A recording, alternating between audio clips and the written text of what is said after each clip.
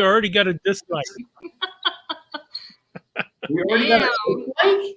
Because we were late. That's so It's Mike's fault. Totally not. All Mike's fault. All right, fine. Wait a minute. So this is the full 42. We are, looks like Mike has a different location. I am. I'm coming to you from a different location.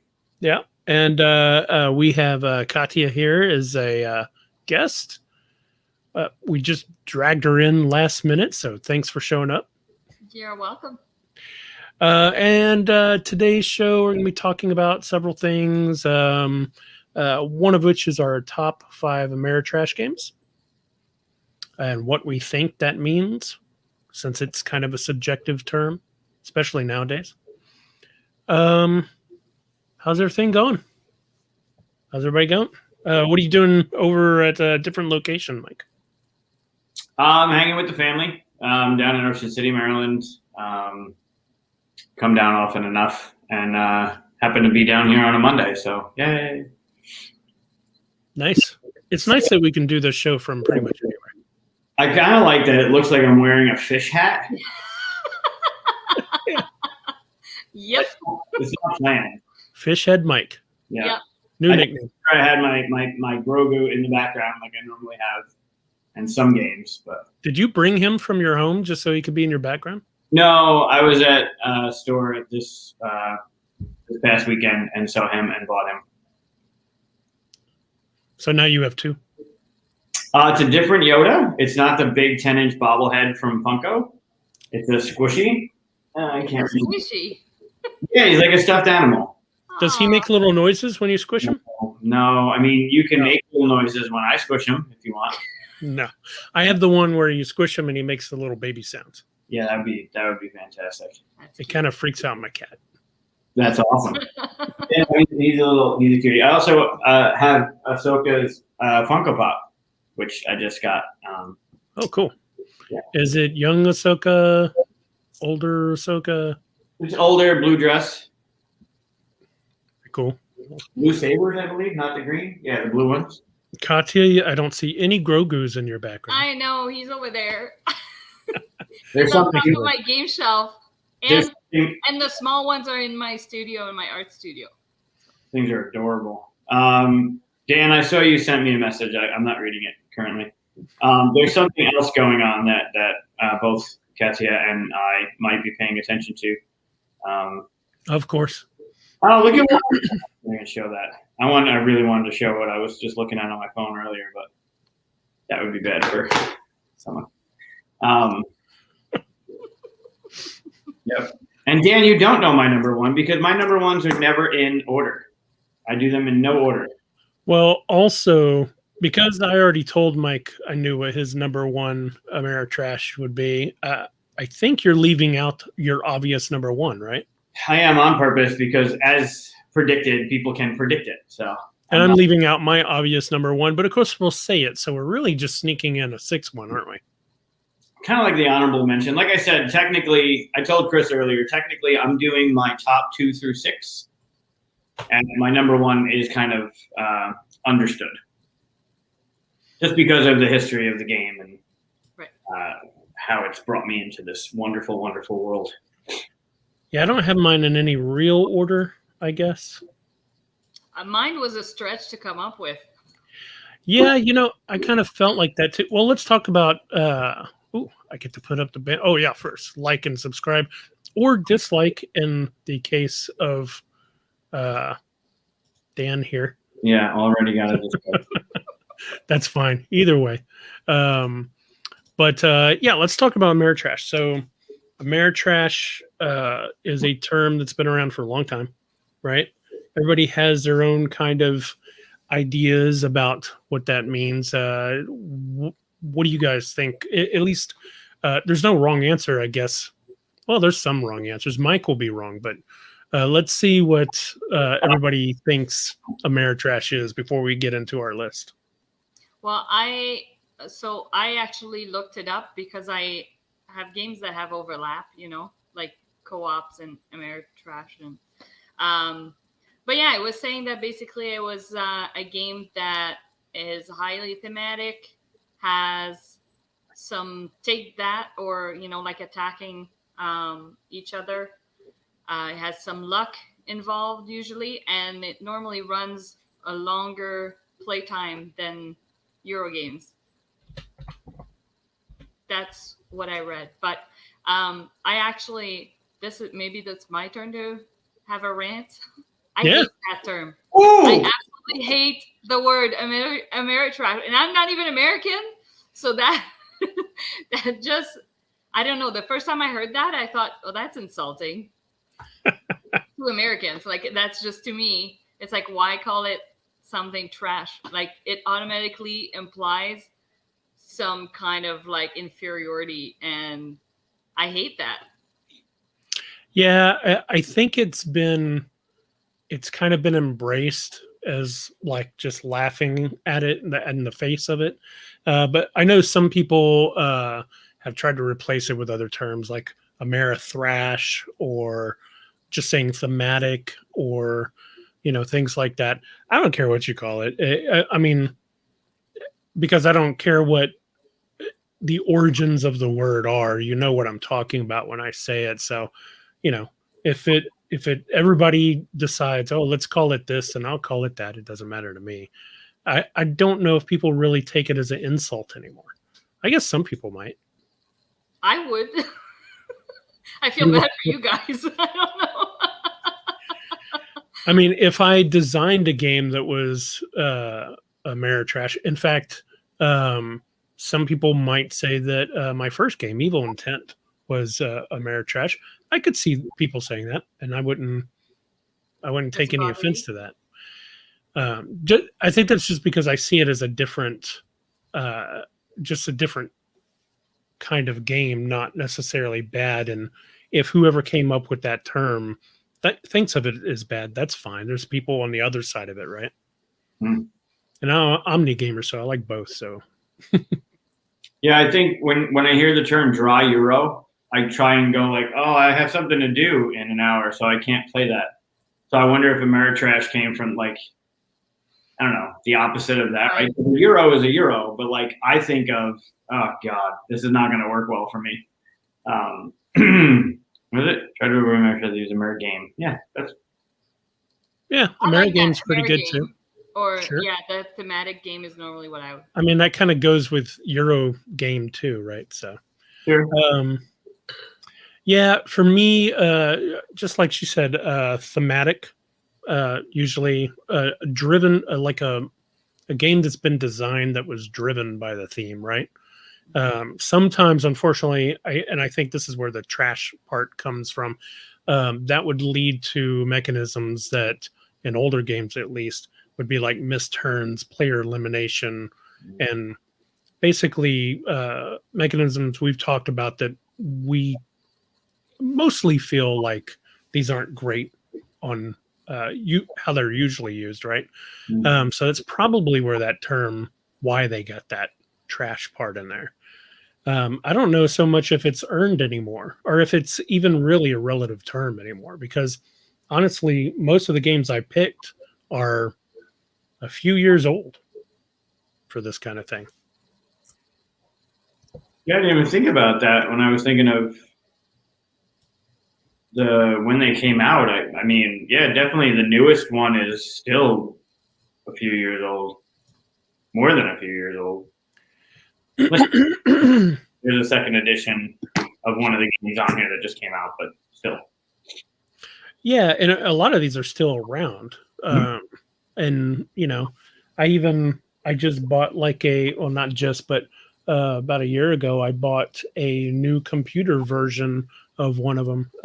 It's not on my list, but, it's not on my list, so I'll say it. It's Axis and Allies. And I can play the old Axis and Allies on Steam now. So I still enjoy it. It is a different kind of game, though. I don't think all of mine are attacky, though. You said like a take that or attack kind of. Yeah, it seems like from what I was reading is that it normally has some kind of confrontation between players. Because I was actually wondering if Too Many Bones would be considered in a way, Ameritrash, but because it doesn't have any conflict between the players, I don't think it falls under that category. But otherwise, it has luck. It has, you know, a relatively long playtime, and it's very thematic. So I thought, you know, perhaps it would fall into that. But then because it doesn't have any of the other mechanism, that's why it doesn't fit. So. See, for me, it's a difference between output and input randomness. So if you make a choice and then a random thing happens, that feels Ameritrash or Amerithrash or Amerigame. If you see the random thing happen and then you make a choice, that feels Euro. So if that's kind of the overall feel for it for me. You know, so and I can even point out in my examples why I would think that, but that makes sense. Mike, so are all of yours? If you don't have a way to mitigate the luck, right, that comes up. Yeah. Yeah, my list is just 5 different monopolies. Yeah, so Roland Move is a classic mechanism that is Ameritrash. I'm just going to keep saying it. Yeah, I actually before the show, I asked Chris like, what defines it, right? You can look up lists; they're all subjective. They're all people's opinions on what is Ameritrash versus I guess non-Ameritrash. I don't know if it's clear, cut and dry Ameritrash and Euro. Are those the only things that they're called now? They fit in this category or that category? That's weird. But yeah, I asked Chris about it because it's not something that I've ever really familiarized myself with as a term. Mm-hmm. Usually a deck builder, or I mean, I guess I go more mechanism than I go like it's a highly highly themed deck builder or highly themed worker placement. I never really wrap my head around. I mean, I know what a Euro is because you know there's going to be strategy involved. You're going to really control most of it, but I never really adhered to the Ameritrash term. So yeah, I'm doing the right thing. To Peter's point here, he's talking about dwellings as primarily a Euro, and I agree with him because even though the combat has an Ameritrash kind of result, the results of that combat aren't really that bad, right? Mm-hmm. You still get to do your thing. You make a choice, you get to do it, and then there's a little random, do I survive it or not? Mm-hmm. But talking about dwellings, I think that's why the Ameritrash kind of and Euro thing is kind of fading away now, because there's a lot of blending, especially with some of the really good, like, I mean, we have Euros now that have really good themes, right? Doing right. Imperium, Arnak. I mean, and you can feel the themes in a lot of these. Dwellings is a great example of that. You can really feel the theme in there, and it's mostly a Euro. Mm-hmm. So, yeah, I think eventually these are just kind of go away. But the thing is a lot of these Ameritrash games are still hanging around for a while, so we'll probably have that term for quite a while. Yeah, I feel there's a few on the list that I could have put on the other what's not getting talked about. Well, maybe one of them was. Well, I'll leave it. Like all of mine were talked about. I don't think a lot of them have been talked about. A lot of mine were. Mine are, you'll all know all of these. Well, maybe one of them you might not, but probably all of them. At least heard of them. So you guys want to get into it? Sure. Yeah. Let's go. Yeah. Yeah, exactly. Yep. Agreed. Yeah. All right. Well, we threw Katya in here in the deep. You want to have her start off? I'll start with the one that I'm actually not even sure if it falls under Ameritrash or not. Sorry, what were you saying, Mike?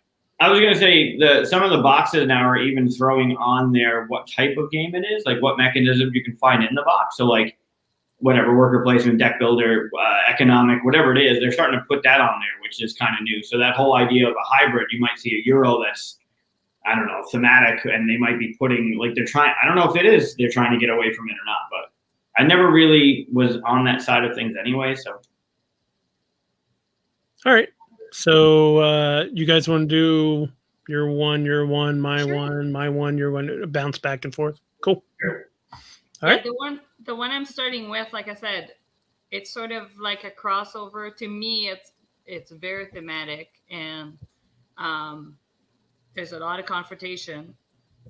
It's Heroes of Land, Air, and Sea. Like, I know it's a 4X game, but I don't know. I kind of feel like it falls under Ameritrash, but in a way, like the luck aspect, when you do your combat, you do have, like, it's with cards, and you have a way to sort of try and anticipate what your opponent's doing. So, I mean, I don't know if it necessarily falls under that, but I know that I really enjoy it, and I find it's like, we played it with 2, and it scaled really well with 2 players.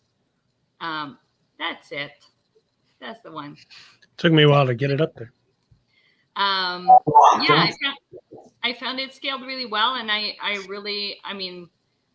like the Gamelin's typical, like, follow, like, you follow the action of the other person.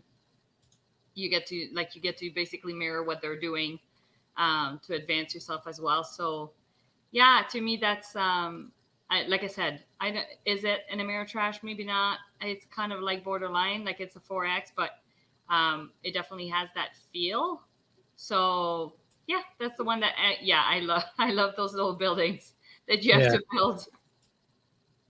That took quite a bit of time to make, but it's got, like, really nice table presence.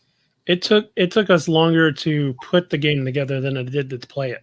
Yeah, because it's not overly long, but right. I really enjoyed that one. Yeah, no, I agree that's Ameritrash. I mean, and it's not that old of a one either. No, it's not super old. No. Mike? Yeah, that was mine. So I'll stick with the 4X and go with Twilight Imperium. I haven't played Heroes yet, although I want to. But since you brought up a 4X, I'll bring up my 4X and go with Twilight Imperium. I guess 4th edition? I haven't played 4th. I played 3rd with Shadows expansion.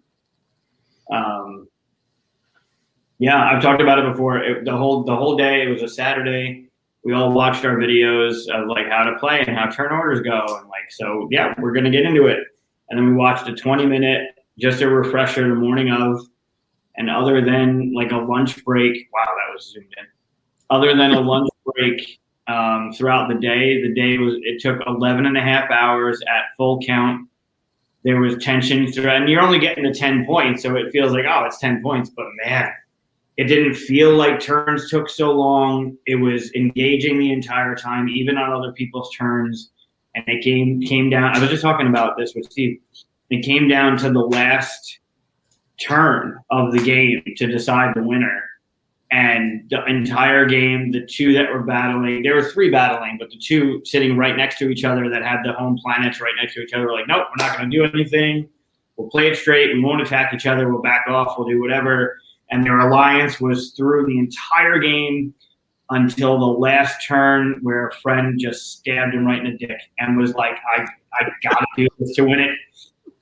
We actually had an extra card, and he drew on it a penis with a dagger because he stabbed him. Like, it was it was awesome. It was such a great day, and it didn't really feel like, I know I'm a big, like, Arkham doesn't take so long, and people that say this game takes long, it does take long, and it shouldn't take 11.5 hours, but man, it didn't feel like it.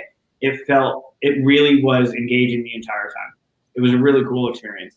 And I've only played it that once, and I want to revisit it, and I know it takes a while, but man, you felt engaged the entire time, whether it was my turn or 6 turns later. It was just awesome. Why does it take that long to play? Like, what is with this game that takes 11 hours? I don't know, because on your turn, you're doing one action. I think it's the back and forth of where to go, what to do, when to, I don't know, and have it, I forget the terms now, but to play your turn properly, to engage in a battle or engage in getting on the planet to get resources, like depending on what you're trying to do, it doesn't seem like it should take that long, and it doesn't. I mean, we were all first timers playing the game.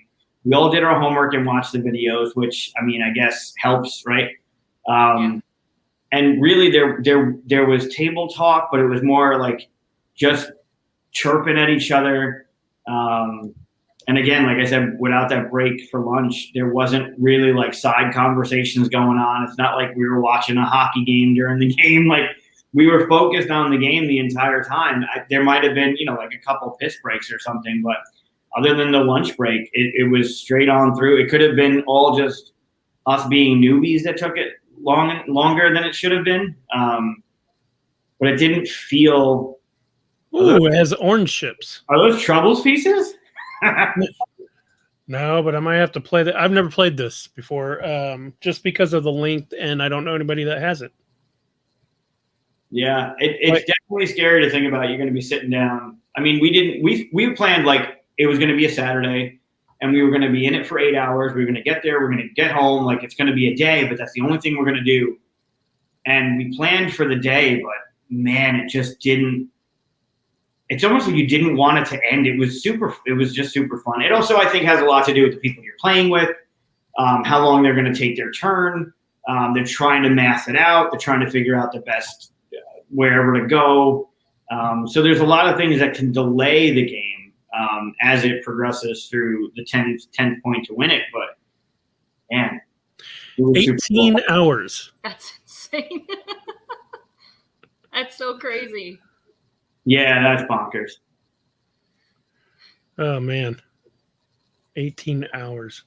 Yeah, that definitely fits under the realm of Ameritrash, right? Yeah. And Dan's point, his last thing is I think the 4th edition. It encompasses some of the expansion stuff into the base game, and I think it's streamlined a lot of some of the stuff to make it go quicker, seem shorter, something like that. So, yeah, that's playing Eldritch Horror and Arkham Horror, right? Like Eldritch is going to make it a little bit. They fine-tuned it enough. There's multiple things happening on your turn, and it's a shorter experience for Arkham, but it's not Arkham. So I don't know. I haven't played 4. I hope it's still that Twilight Imperium feel, and they didn't shorten it up or make it feel like a different game. Oops. I hit the wrong button. So yeah, I've never played it, and that's why it's not on there, but it was, obviously one of the first things that popped into my head.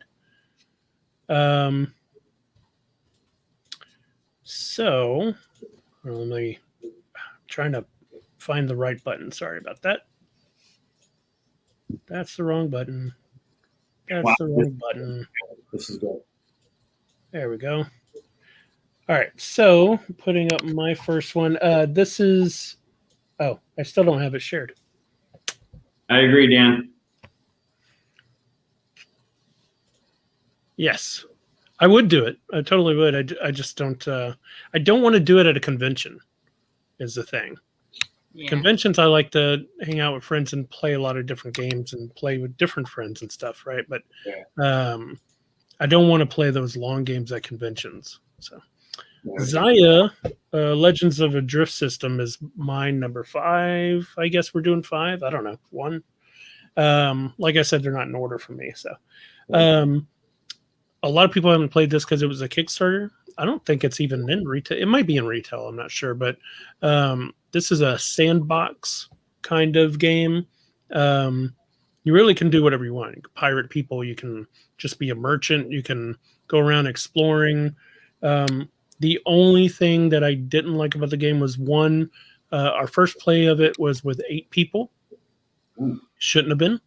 Took way too long. Took like 4 hours to play. Everybody was learning for the first time. It was, I think we didn't even finish it. I think we had to call it at one point. And it was at a convention too. So yeah, we were being taught it and all that. You get your own ship. You get to upgrade your ship, go around, be a Han Solo basically. Or any kind of personality you want to. You just get to do what you want and make points. The only thing is that if I play again, might have to do a dreaded house rule. Oh, wow. Yeah. So there is one super Ameritrash thing about it that I can't stand, which is, so when you go to, let me show some different pictures here. So yeah, the ships come painted.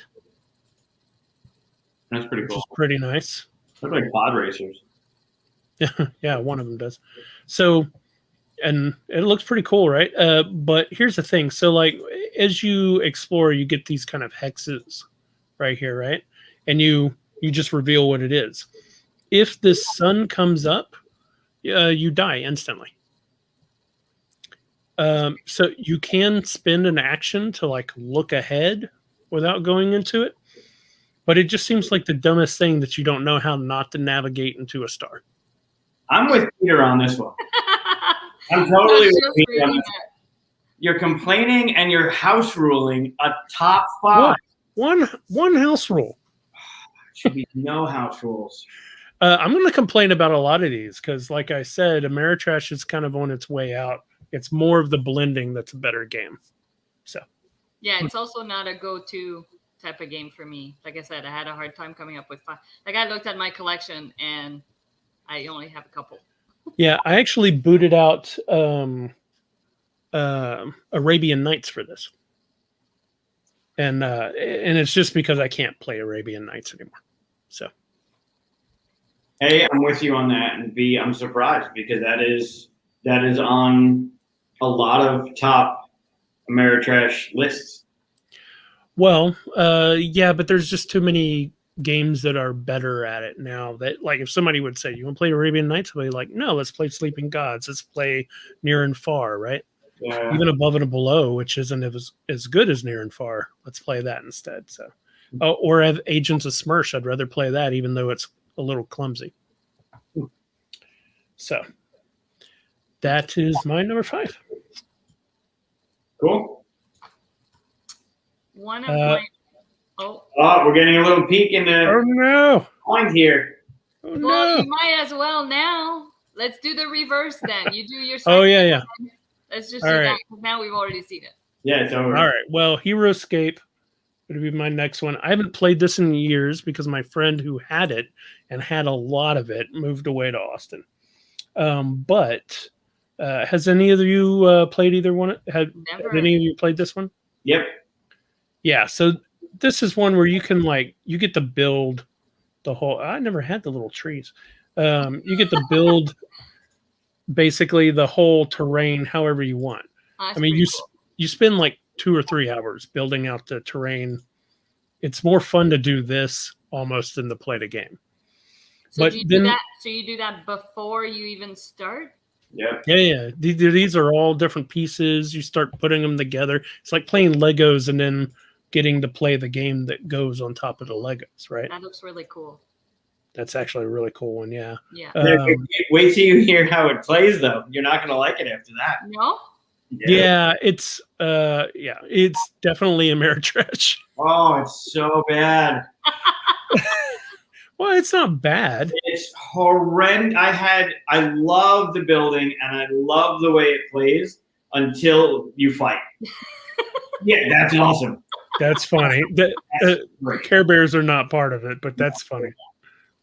I'm trying to find. Oh yeah, there they are. I'm trying to find the cards. So each of the characters that go out there have their own little card. I don't know if we should be showing people. Well, they put it up there public. Yeah, you build your team based on how many points. Like if you want to build a 200-point team, then you're drafting these characters. They all have a point value because they're really strong or they come with 3 minis instead of 1, whatever the reason is. So you build up your team, which is really cool because it keeps people balanced, right? If you're playing someone and you both have 200 points to spend, then your team is going to kind of reflect that, and that's really neat. Yeah, I wanted to show a close-up of these cards because they all have little special abilities. Some of them can fly. Some of them. We even had the Marvel version where they had like the Hulk and stuff like that. So you could play with your Marvel heroes and stuff against each other. We mixed them just because, why not? I still have them. So, it's 100% Ameritrash. I can't imagine anybody would argue with that. Oh, but no. How does it play though, Chris? It's all dice. I mean, it's just run up there and roll your dice, and I mean, your character does have different abilities with that, but there is zero mitigation on bad lucks. You get bonuses for being having the high ground. So if you notice some of those terrain are taller than others, if you're depending on how many tiers higher than the other person, you have an advantage because you're higher. So whatever, you could strategize this game, be in the best position, see it's all line of sight too. So if you can see the person's arm or whatever, you can hit them, and you can have this thing just gamed. I got the high ground. I'm looking down on you. I have 7 dice. You have 4 dice. This is going to go great. And you roll shit. You roll absolute garbage. And the person that has absolutely no reason to win wins. And there's nothing you can do about it. And it's all right, well, that was great. And it happens over and over and over. Every battle, every time you roll is garbage. I think you mean trash. It's Ameritrash. Oh, it's just bad. It was sold to me really well. This seems like it's going to be setting up the levels, drafting the teams, figuring out where I want to go to get the archers to go this way, and backdoor with the dragon.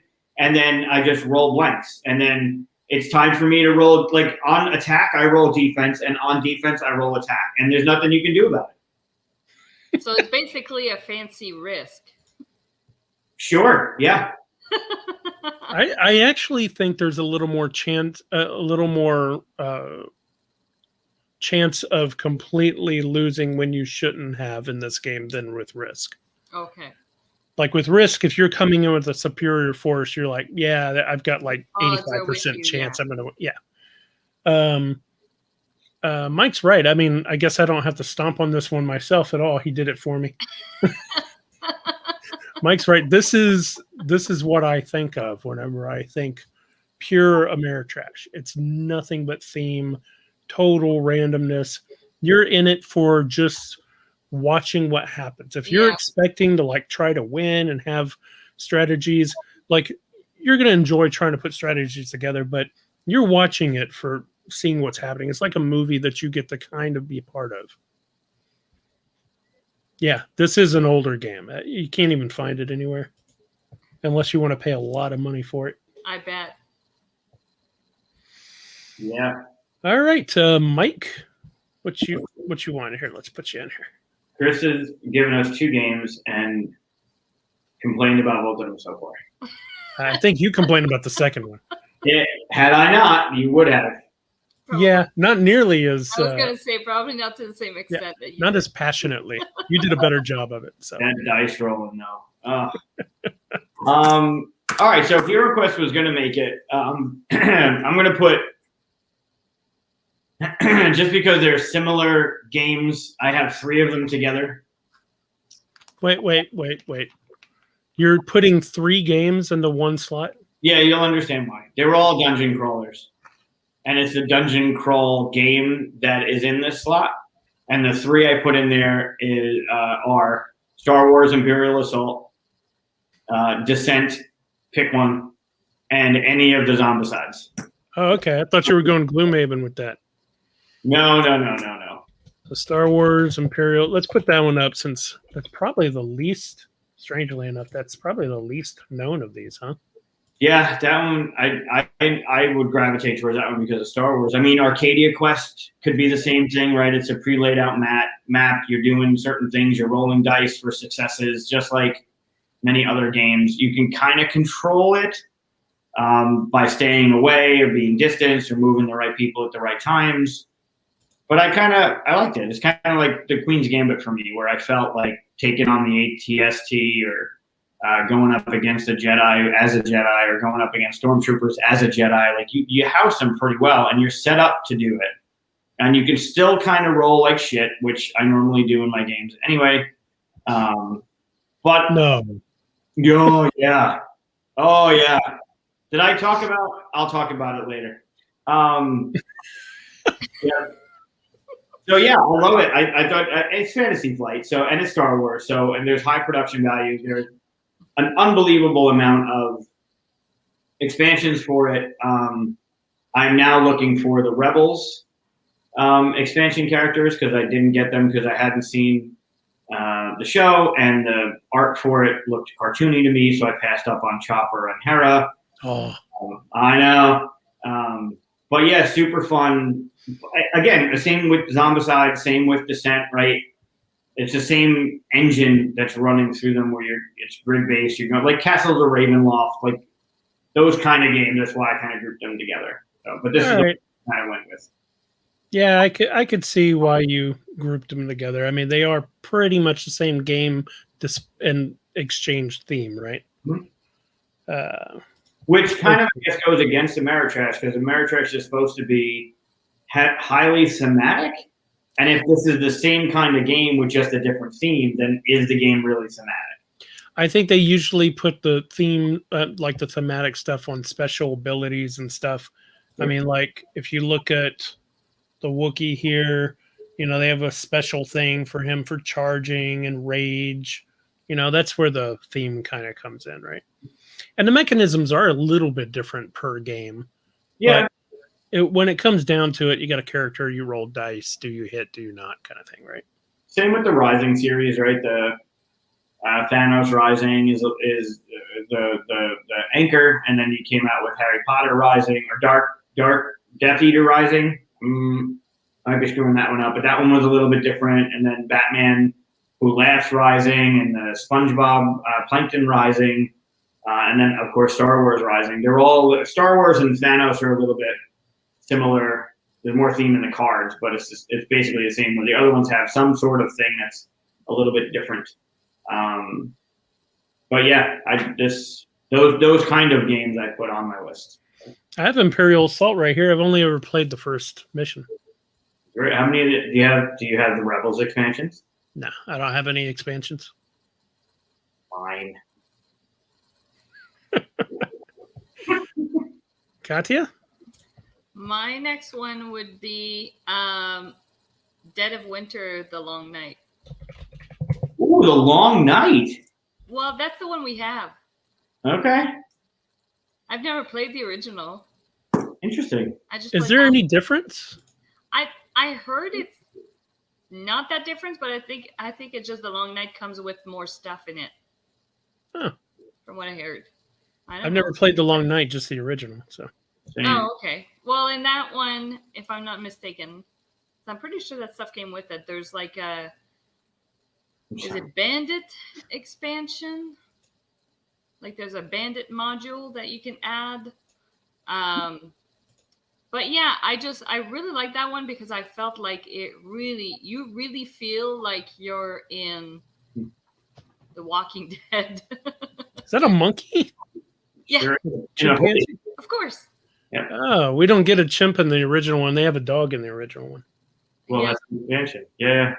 But yeah, I just like the going out scouting and, obviously pushing your luck against the die that's going to get rolled, which could kill you. I find that one, the theme comes in really nicely. And I hate that die. When you add the trader mechanism, it's sort of, it reminds me of Shadows over Camelot in a way, the way that the trader comes in. But yeah, I don't know. I really enjoyed that one. I mean, it's nothing like revolutionary, if you will, but it's fun enough. And I mean, the little stories that you have to, like the little events that you get to flip at the beginning of each turn are fun. Like you got to deal with those little events first. And each turn you have a different goal that you need to accomplish. I don't know. I think it plays quite nice. So I'm going to disagree with you on 2 points. Okay. One, I think it is revolutionary. At least the first version was, in which case, like the Crossroads was a new thing nobody was doing. The the personal goals that made you suspicious, along with having a traitor, it was just like a combination that there was no other game doing it at the time. Okay. Maybe at the time Long Night came out, a lot of other games might have had more similar stuff. But and then the second one is I don't know. I wouldn't actually put this as Ameritrash. But like we said at the beginning, it's subjective, right? But because you roll dice and then you decide what to do with those dice versus you do stuff and then roll dice to see if it works. That goes back to my original thing of what I was using. So I actually thought of this, or Aaron actually brought it up, and I was like, I don't know if that's Ameritrash, but like I said, nobody's right or wrong about this. Like I said, I have very few in my collection, so something had to make it in there. Don't listen to Chris. My next game is Dead of Winter, the original. Oh. Are you serious? I swear it's not my next game. I mean, it's on my list of whatever. But I think going to a location, having to roll a die, not knowing what's at the location is Ameritrash. Like, you can't control what's there. You can't control the die. You can kind of mitigate the dice that you roll for your characters and then decide where they go, sure. But, like, I don't know. But when you roll for bite, like when you roll for that, you can't do anything about it. No, and you're not wrong. Room is you can do anything about it, too. So if you kill me or if you die and you get infected and I'm in the room, now I have to roll. And what was I doing? I was here to begin with. You don't have to roll. You can choose to kill yourself. Oh, yeah, you're right. Nobody ever does it. But you can choose not to roll. Yeah, this was, and I guess to Chris's point, the original at least, because I haven't played The Longest Night, the Crossroad cards and the way the trader works in that game was, for me, I think when I was playing this, I was still kind of fresh to the industry. My only gripe with this is I wish those Crossroad cards triggered more. Yeah. Some of them are way too. A lot of them that go unused. Yeah. Yep. It just sits there. Yeah. There's some that will almost always trigger, and there are some that almost will never trigger. And if you play this enough, like I've had to decide if I'm going to eat the horse or keep the horse like 4 or 5 times. And with that big of a deck, I shouldn't run into that card that many times and activate it. But that Crossroads card comes up to me every single time, and we always get to use it because I think the activation for it is real easy. It's like, oh, someone's died or something like that. It's obviously someone has already died. They die every game. So, no, I could definitely see the argument for it. To me, it's like very close to the edge. It's basically right on the line. And for me, I pushed it a little bit past the line because I have that strict kind of thing. I'm trying to keep it in, but I could totally see the argument. So I think it's Ameritrash. I could totally see the argument. Highly thematic. Yeah. Very lucky. But like I said, there's a lot of mixes now to where high thematic is not the only thing. Right. Sure. But then you're coming outside of the Ameritrash box, right? Right. Well, and we're back to you, Chris, because we've just gone through 2 hours. Are we bouncing? Yeah. Yeah, it's back to you. Oh, I jumped. Right. Once. That's true. I did jump. It's okay. It's fine. Okay. Me as well. I mean, it was the same, basically. And I wanted to argue with Chris. Messing it up. Okay, fine. I will mess up again, maybe. No, hold on. Yep. Hold on. I got to stop sharing again because I messed up. You would think I'd have this all figured out here. No. Because I always have it figured out. That's not right. All right. Yes. All right. Here is my next one. You were just talking about Star Wars Imperial Assault, but I got to go with Outer Rim. Again, you do stuff like you you run to a place and flip over tokens to see who's there. Then you have to interact with them with whatever that means. And interacting with them means that you then roll dice and hope that works out. I mean, there's never a time it feels like that you're in that much control other than, I guess I'll go over here. Were those painted, the minis? Yeah. That's why I passed it by real quick. So, these aren't actually the same. These aren't in the game. Those? Oh, wow. Yeah, these are. Print those? Yeah, must have. Those are cool. They are cool. Although this is way too silver for the Millennium Falcon. That looks like a chrome micro machine. Yeah. But anyway, yeah, this is what the ships look like. Okay. And you actually don't go around in ships. You're the person, and you go around to different places. You definitely feel like you're in the Star Wars universe doing Star Wars stuff. So the theme is there. All high luck. Although it doesn't feel like you crap out too badly. Sometimes you do, but you always get more chances and stuff like that. So you do. Yep. Mike and I played half a game of this. It took quite a while on Tabletop Simulator. We played with my brother, and we never finished. Yep. I was losing that game anyway. And I turned around the next day and bought it. Yeah. Have you played it since? Nope. Well, par for the course. Oh, look at this 3D piece right here. Man, people got fancy with this game. I can't believe they never made. Yeah, here. So the whole board is like this puzzle piece that's the outer rim of the galaxy, kind of thing. So, and like a lot of these, you were trying to get, I think, the 10 points, right? 10 fame. Yep.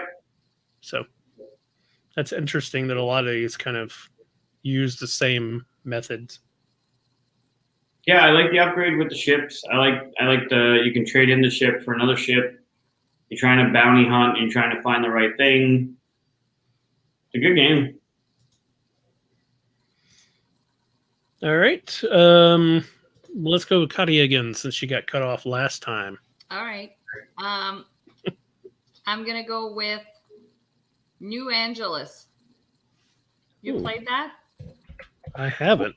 I haven't. I wanted to. It was highly recommended a couple of years ago, but I haven't been able. So good. So I played it a long time ago, and I'm probably going to do a terrible job explaining what it's about because it's been Welcome to the team.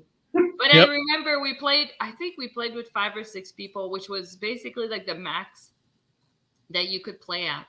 And yeah, I think everybody's a corporation and you're trying to win for your corporation, but you have to, like, your objective, for example, if I'm player yellow, is going to be maybe to beat player blue. And so everybody's got somebody they have to beat in particular. And you're trying to deal with stuff coming onto the board, and it trickles, if I remember correctly, like there's some stuff that will trickle down. And yeah, it's just, I remember it was really, really fun. And there's a lot of, it's kind of like that semi-co-op, like you are working together, but at the same time, you're still hoping to win at the end of it all.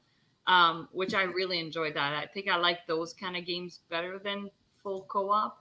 I like when it's a semi-co-op. And that was actually the first time that I met and played a game with Daryl. So I don't know, this just has some special. So despite that, no. No, that was super fun. It was super fun. Yeah. So is it area control? Is that what you're doing with these people? No, it has to do with money, and you're trying to make deals.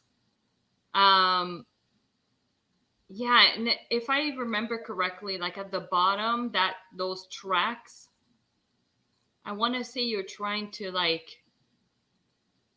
or you earn stuff from where those tokens are. And that's how, yeah. And I think you each have like little cards that you're accomplishing throughout the game. Like I said, it's been years. I'm doing a really poor job explaining it, but it's really good. Like, it's really fun.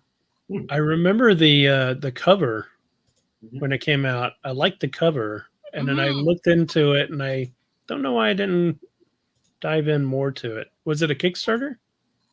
I don't know. It was somebody else's game, so I'm not too sure. I think it was Fantasy Flight, wasn't it? If only we had a website that would tell us these things. Click on the box. Look on the box. I mean, it's right. Designer, publisher, Asmodee, Oh yeah, Fantasy Fantasy Flight. Yeah, so Yeah. probably not. Yeah. Not a Kickstarter. But yeah, it's quite long. Yeah, I just saw that like up to 240 minutes. Yeah, I remember we were playing that the whole afternoon. Like yeah, it's quite long. Got pretty high rating for BGG actually. Yeah, it's 3.25 rating too. Out of 5. Nice. Wow. Yeah. So what makes it Ameritrash other than, I mean, obviously it's a high theme. Very high theme. What And in the- it's long and yeah, I don't know. I ran that one past Michael because I was like, does that count as Ameritrash? Because it feels like it falls in there. Yeah, But, like I said, it's subjective. yeah. I I want don't to. remember there being dice rolling, but Yeah, I was trying to find more pictures of the game actually I being know, played. and the description on BGG is actually not very helpful. It doesn't really tell you how the game is played. Yeah, I remember the little cards that you're trying to accomplish, but It's got enough cards on it like Arkham. Jeez. I wonder if the luck element perhaps comes from what happens on the board. Huh. Yeah, like I remember Cool. you had to there was stuff that would like trickle down so that if this reaches a certain point, if this happens here, then like you see those connecting lines. Like at some point it creates like almost like an overflow. These? Yeah. Huh. Yeah, it was really, really good. And I would love to play that again, but I don't even remember whose copy it was. And yeah, I really enjoyed it. Cool. I want to know 2 things. One, I want to know one thing and I want to complain about another. I want to complain about the play count is 4 to 6. So you have to have 4 people in order to play it? Is it 4? I thought it was That's less what than that. it said. You Wow. didn't say anything? It was a subliminal message. This is not the game you're So looking fast. What I was trying to see how many I've shown so far. Has it been 3? This is my 3rd one. Yeah, and then Mike, you've talked 3, right? I've done 3, yeah. Okay. So we're all right. So why don't you bounce back? Cuddy, what's your next one? Wait. I want to go to the main page. He wants All to do right. a play count. Yeah, I want to complain about the 4 to 6. Oh, it is 4. 4 players to play it? Wow. Yeah. Oh, wow. I could see why. Because That's why I didn't get you it. have to like beat somebody. Yeah, like if you don't have enough players, it's not gonna work. That's why I didn't get it. And then the other thing that I want to know about is that 3rd picture in from the left. Yeah. Kingpin? Yeah. Yeah, what's with all the kingpins in their like Easter suits? Easter suits. That's somebody's paint job. I'm pretty sure they weren't painted like that. Oh, like instead of dyeing eggs, they dyed kingpins. Are they in the game? Because that's awesome. I don't remember them. Oh It man. might just be somebody's. Yeah, somebody actually said Kingpin here. So maybe they made him in 3D or something. Yeah, because I don't remember those guys. Because that's 100% Kingpin. Yeah, and they don't fit in like with the other dudes there. Yeah. I don't know. Are those in the game? I think so. Oh man, I need to learn this game. All We right. can open. Yeah, I would totally play that again. Okay. There'll be one in the library for sure. He'll still be in plastic, but there'll be one. Nope, because if there's Kingpin in there, I'm. Oh, go to the back of the box. Zoom in. Yeah, I don't see a Kingpin. Ah, man. Yeah. Yeah. Where are they even from? Someone might have just 3D printed them. Yeah, they look better than 3D printing, though. Yeah, they might have a good 3D printer. Maybe. It could be resin. Oh, okay.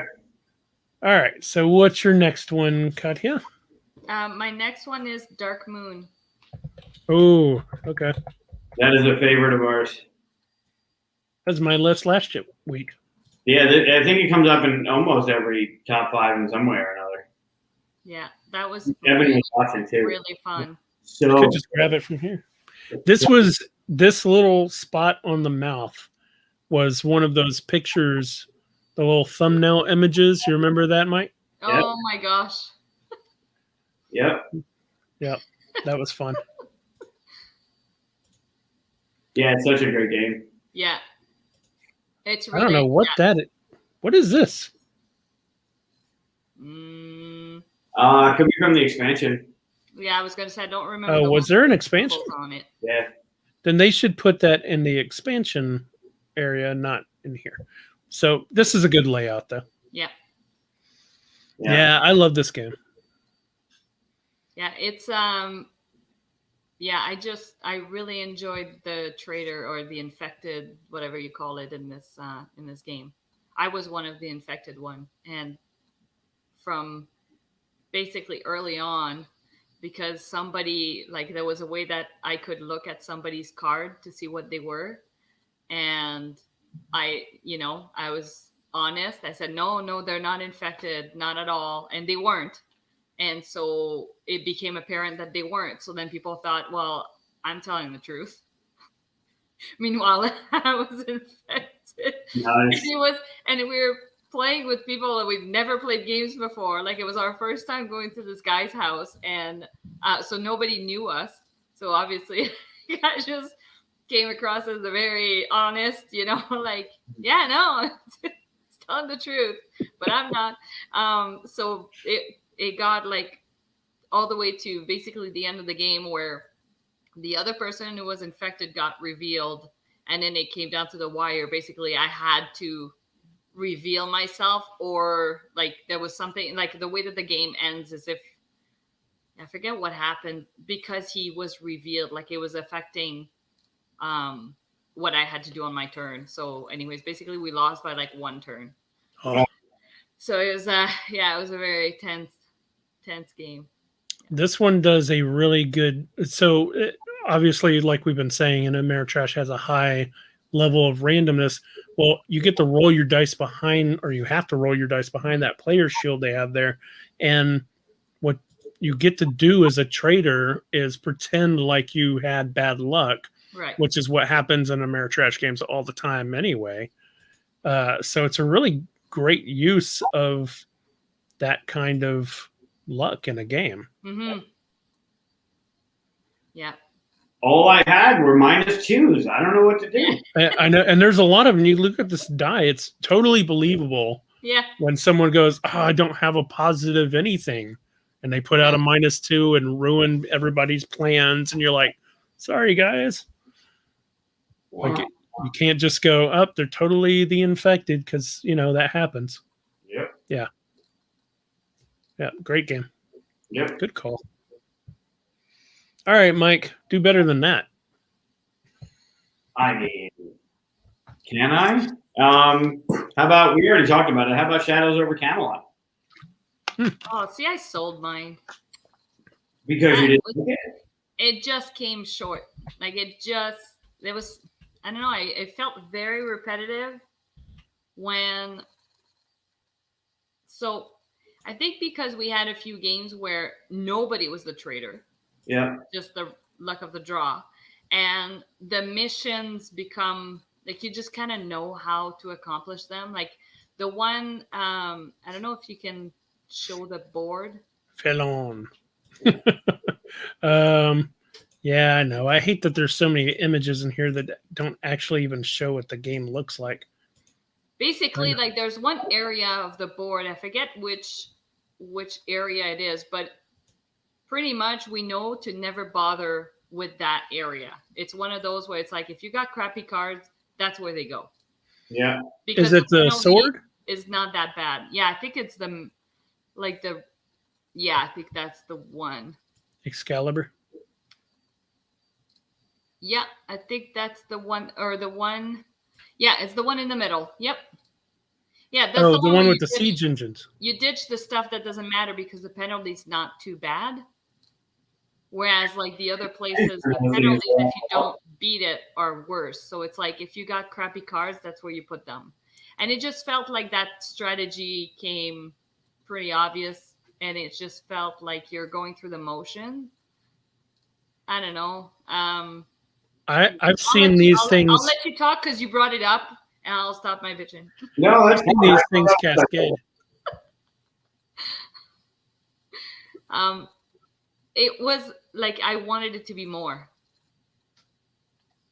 It's been ruined for me. People say if you don't follow this mission, then you're yeah. I could see that. Yeah, this one is really hard to be the traitor in. You're right.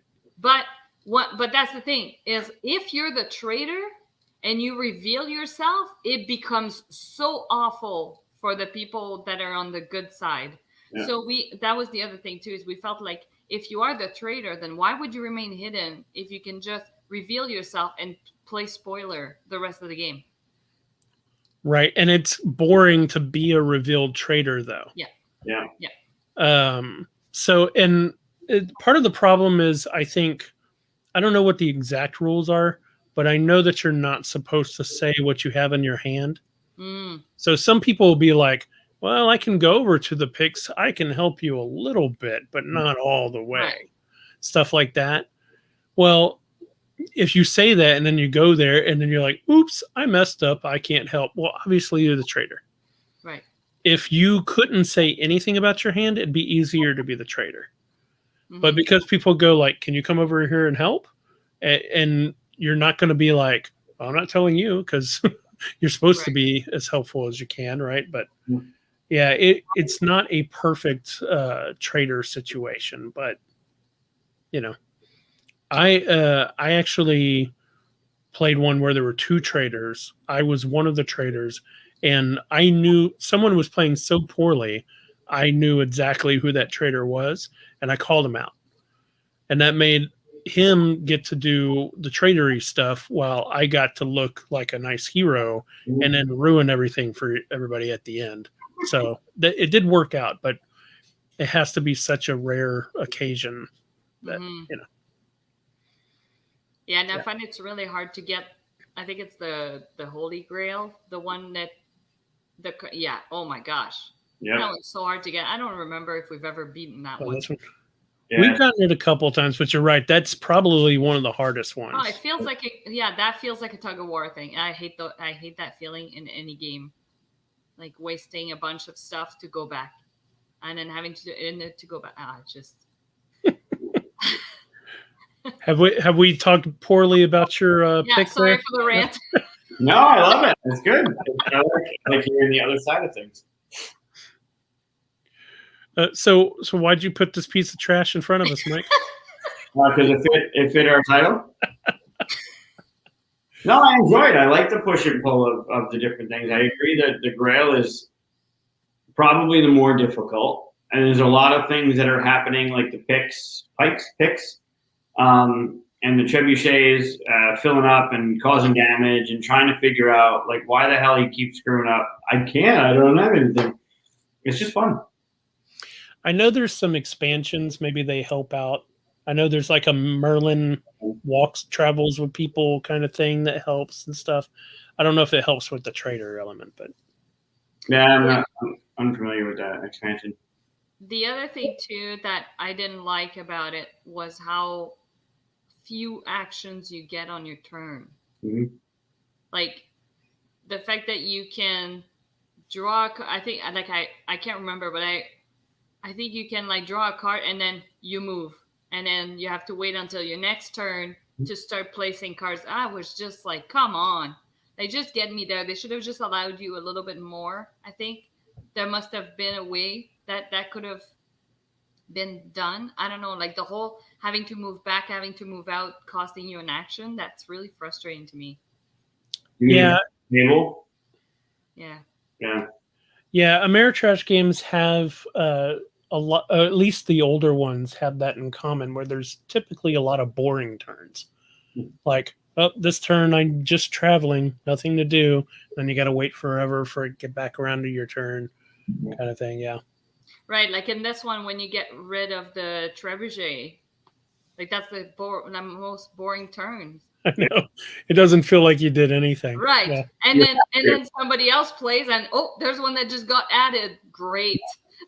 Yeah. Again, it's like I did something, it just got undone. That just Yeah. Right. If you weren't playing, it would have been the same thing. Yeah, it's not for me. It's true. But you have to do it because you don't want to lose the game. So fine, I'll be the one to take care of it. Oh, it came back. I know. Good pick, Mike.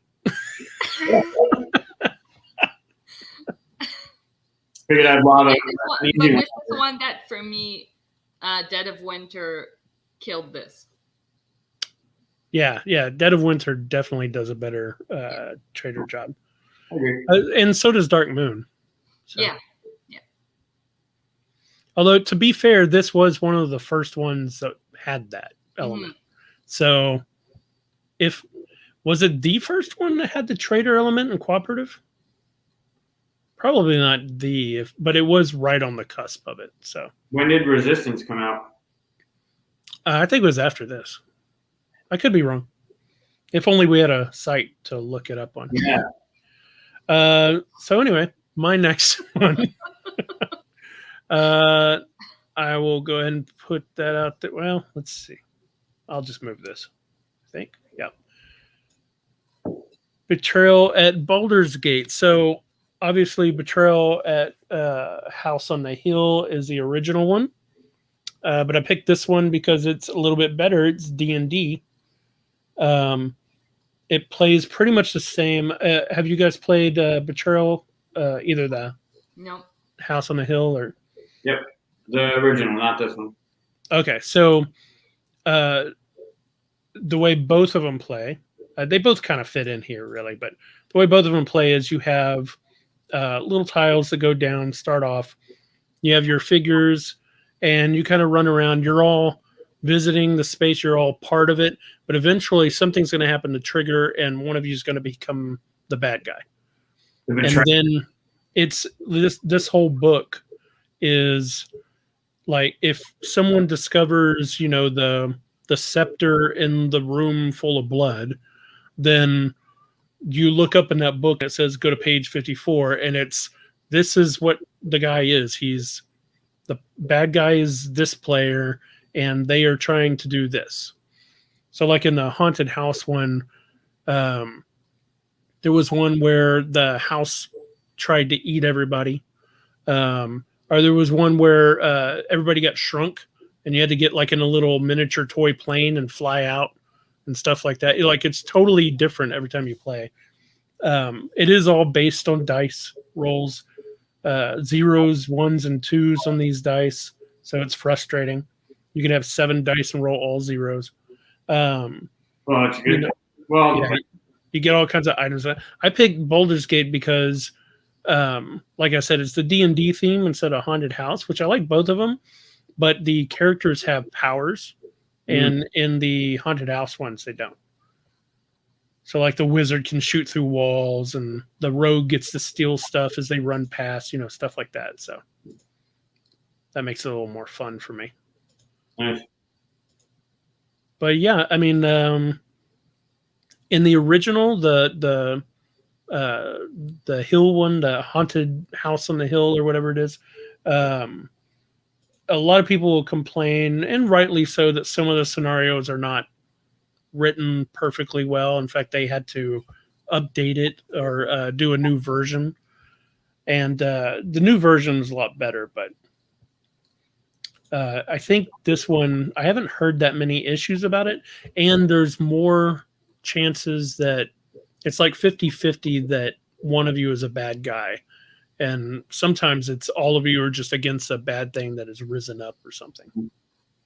So, yep, fun game. I'd still play it.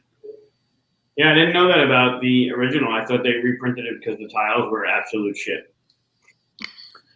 Yeah, they actually put out PDFs and stuff to fix the first version, which is what I had for what is what I still have.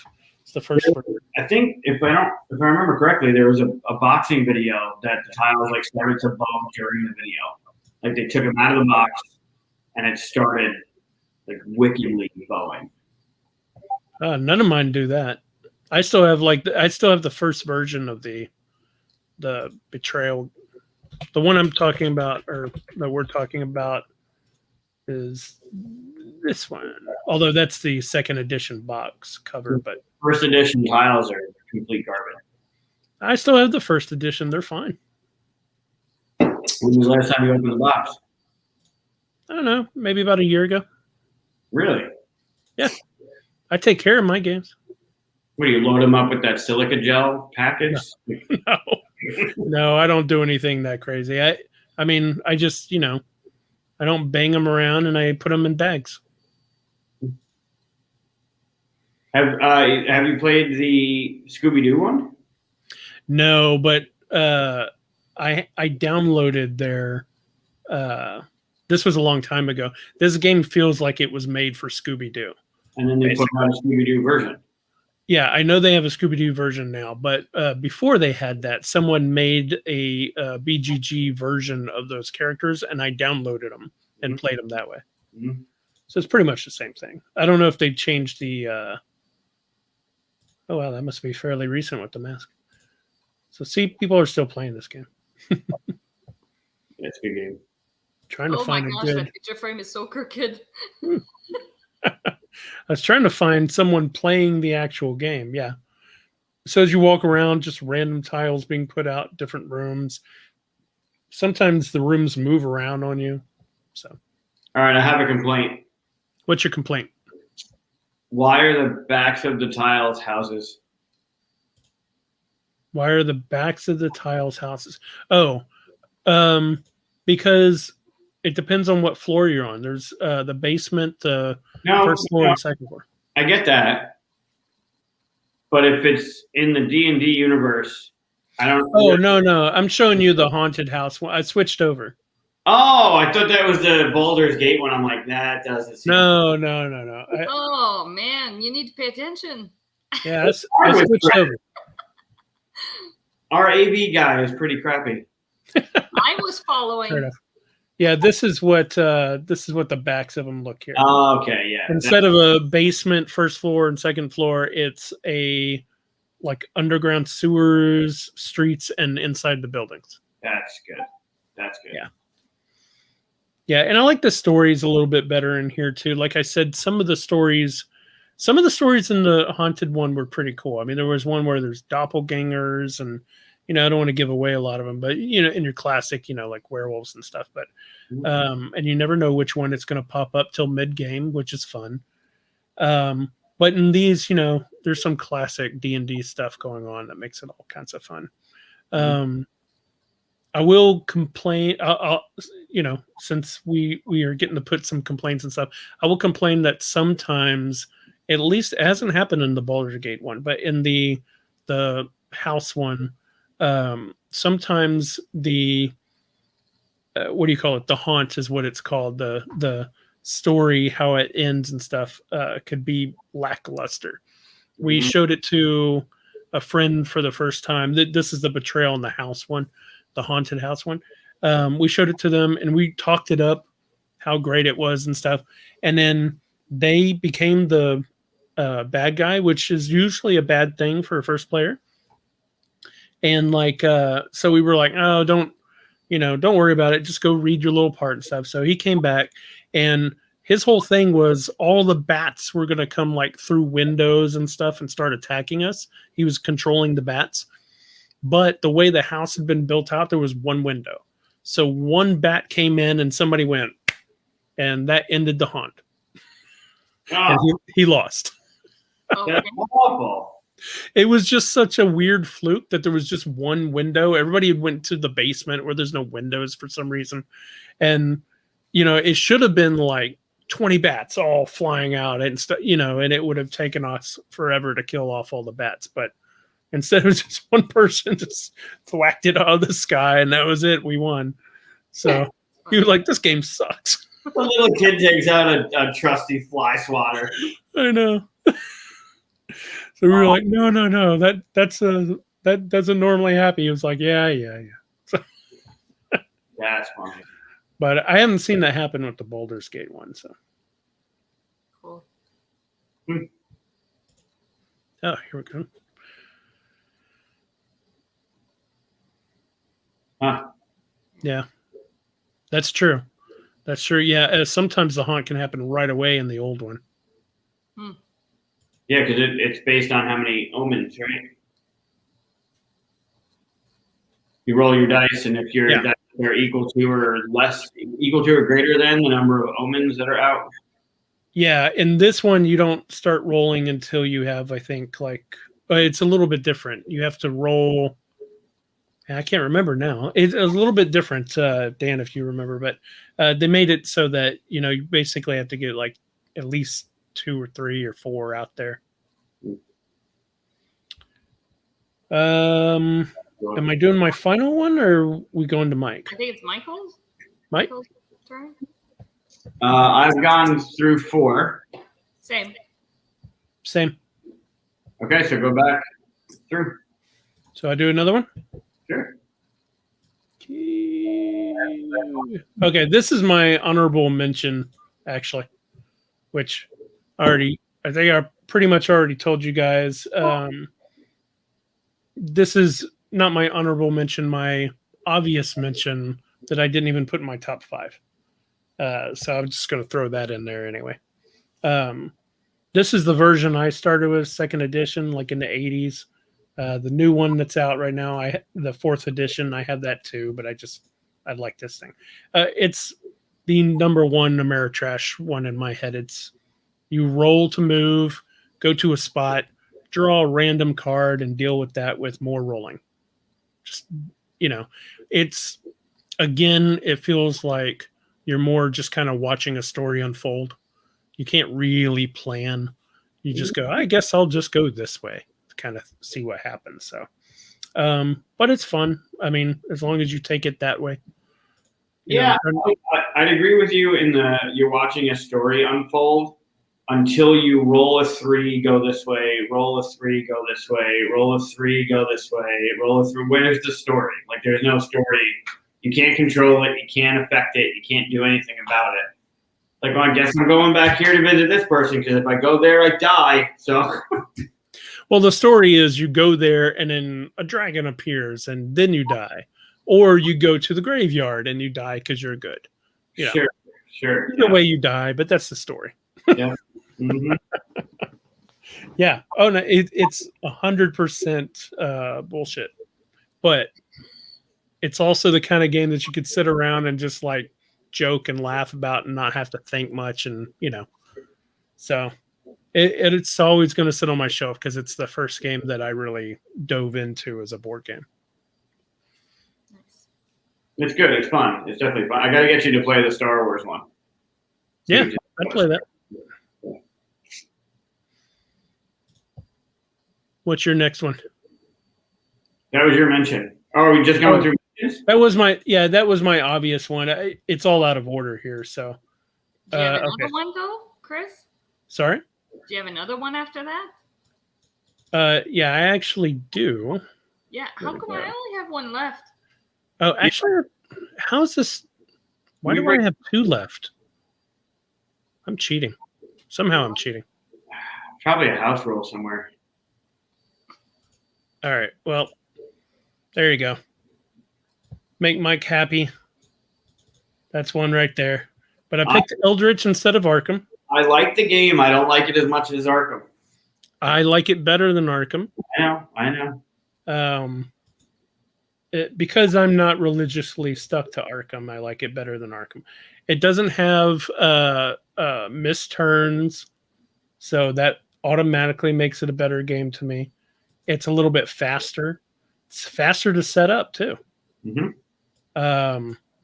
I like that you travel around the world. It feels like you get more theme out of things, and you kind of know where you're going.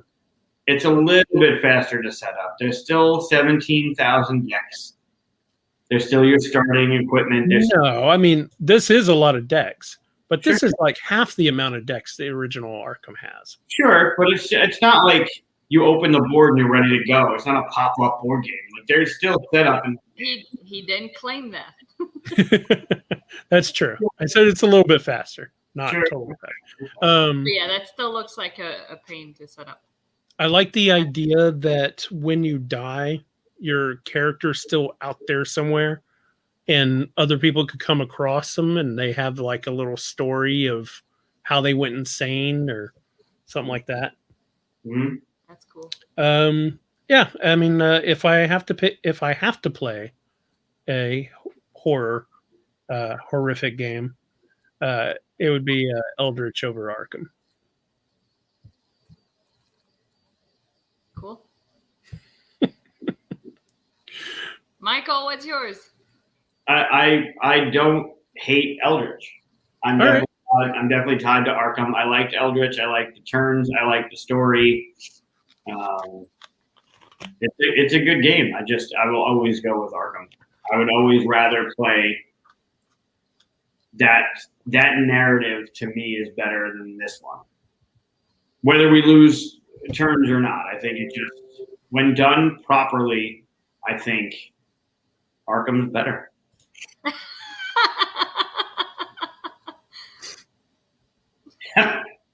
Not even. I can't even claim to have any affiliation with them. I haven't even done any work for them. Yeah, it's over here. It almost made it. It almost made it. So what is it? All right, so I have kept Arkham off the list for reasons. That would be mine. I also didn't want to talk about Mansions of Madness. I thought that should get mentioned. I haven't played the edition where no one runs the house, kind of because I like the idea of somebody running the house. And I don't know how I feel about that being taken out of the game, because I've had such a great experience with somebody, that one versus all type experience. And I don't know if I would feel the same with it being just a strict co-op. Same. Yep. And I also left off Battlestar Galactica, just to mention. Dark Moon is. We kind of hit it with Dark Moon, yeah. But I figure that should also get talked about. They seem like the low fruit, which I agree with. They are top games for the list, but I left them off, and I went with one that I don't think gets talked about enough, and I probably should have brought it up last time, which we might have. I might have to go back and look. By Flying Frog Productions, Last Night on Earth. Oh, it was 1 or 2. I actually had this on my list. It was like number 9. Yeah. Yep. It's got the cheesy art. I mean, I don't know. I know there's a lot of people that don't like the real art, like the real characters on the cards. Yeah, these are just photographs with a little filter from Photoshop on them. Yeah. It was probably low budget. Sure, and it's meant that way, right? It's meant. If it works, yeah. All of their games are like that, though, like for years. Yeah, Shadows of Brimstone. Yeah, like they said, I love it. I think it brings you into what they're trying to do for that game. So thematically, it pops. It's a little relentless. Sometimes it's easy. It really all depends on how you roll, what's coming out, where you are. It's a fun game. Also, I have a set that has all the zombies and all the characters painted, which kind of helps than having those bland colors. Yeah, more like that. Yeah, I painted all of my figures. Yeah. I haven't played this in years, but when we did get it, we played it over and over and over again. Super fun. Get the keys, find the gasoline, get to the truck. You're good. Nice. Seems easy. It's just not.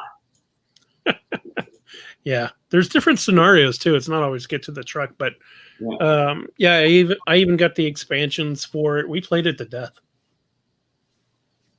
Well, it was your last night on here, so you should play it to death.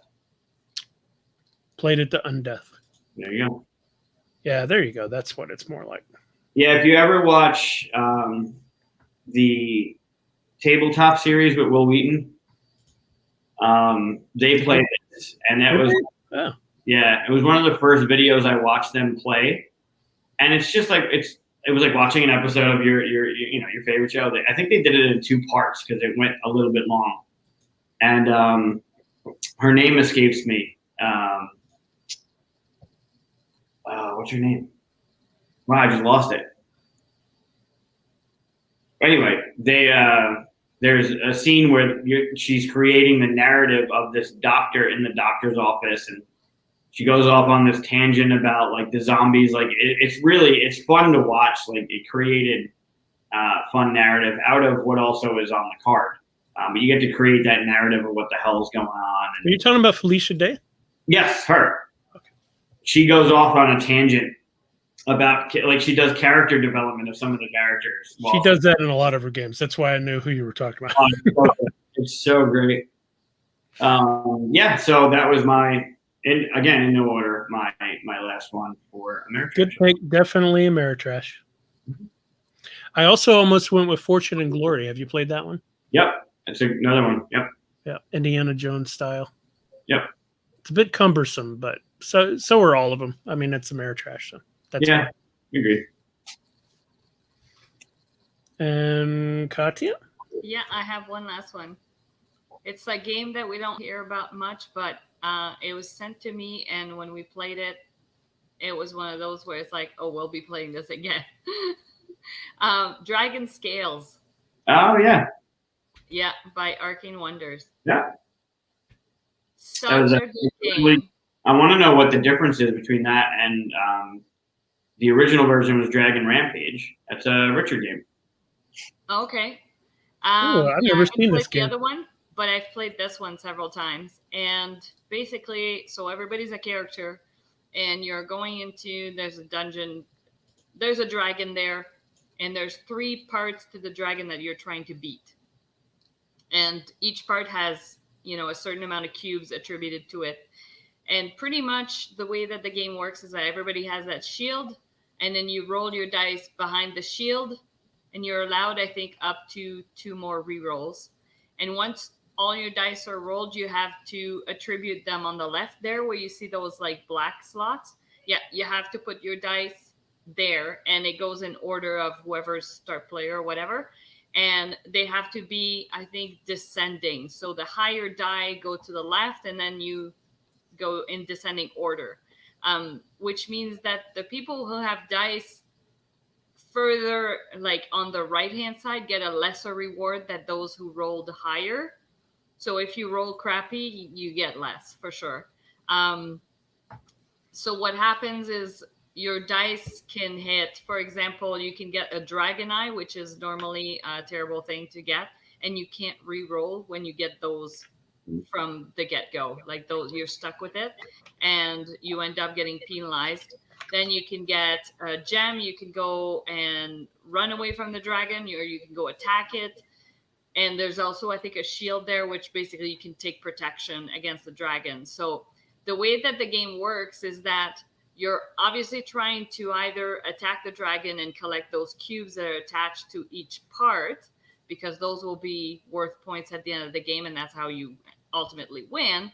Or you can head out in the trajectory that's on the right-hand side of the board. So you can start to flee, and every time that you move a space, it gives you something. So how it works is that if you are the first one to escape, you'll get a bonus for that, and the person in last will get penalized for that. But if you're on your way out and the dragon gets killed before you made it out, then you get penalized for being a coward. So you have to decide which route you're going depending on how fast the dragon is getting killed. So I thought that was really neat, the way that you can, you can start to make it look like you're going to run away and then just stop there, or even there are things that will make you go back. So people might start to pass you, and then you decide to just, you know what, I'm just from that point, I'm going to keep hammering that dragon, and then I'm not the closest one to the door. So, and then there's ways to attack your opponent, because you have a deck of cards as well that you're going through. So there's things you can do to your opponents. There's treasures you can gather that will give you bonuses. Ultimately, yeah, it's a dice chucking game, but man, it's just so fun. And you go into it knowing that it's like, well, you know, I am kind of bound by what I roll, but you're allowed to some re-roll, which helps.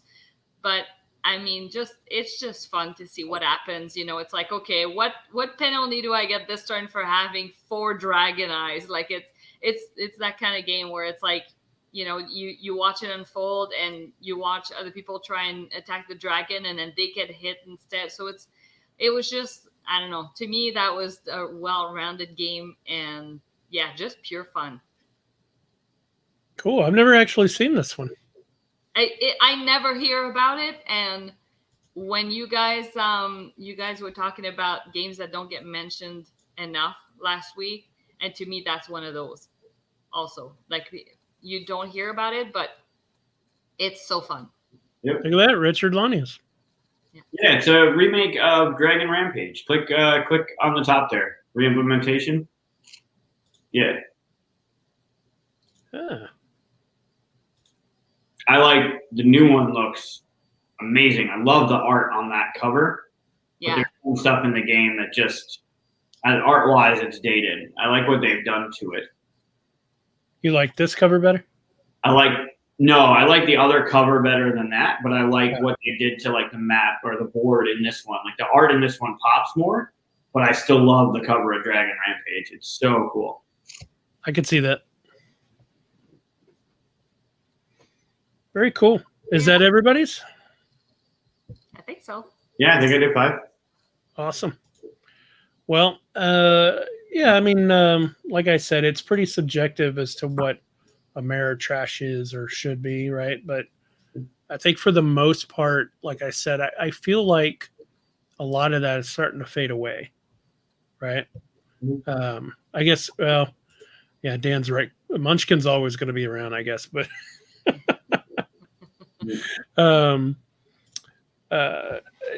a lot of that, a lot of the parts that made it trash, I think, or at least made it trash, have gone away. You know, the missing turns, the roll for movement, the boring turns and stuff. I think people are trying to get that stuff out of it. And then there's also blends and stuff too, right? So who knows?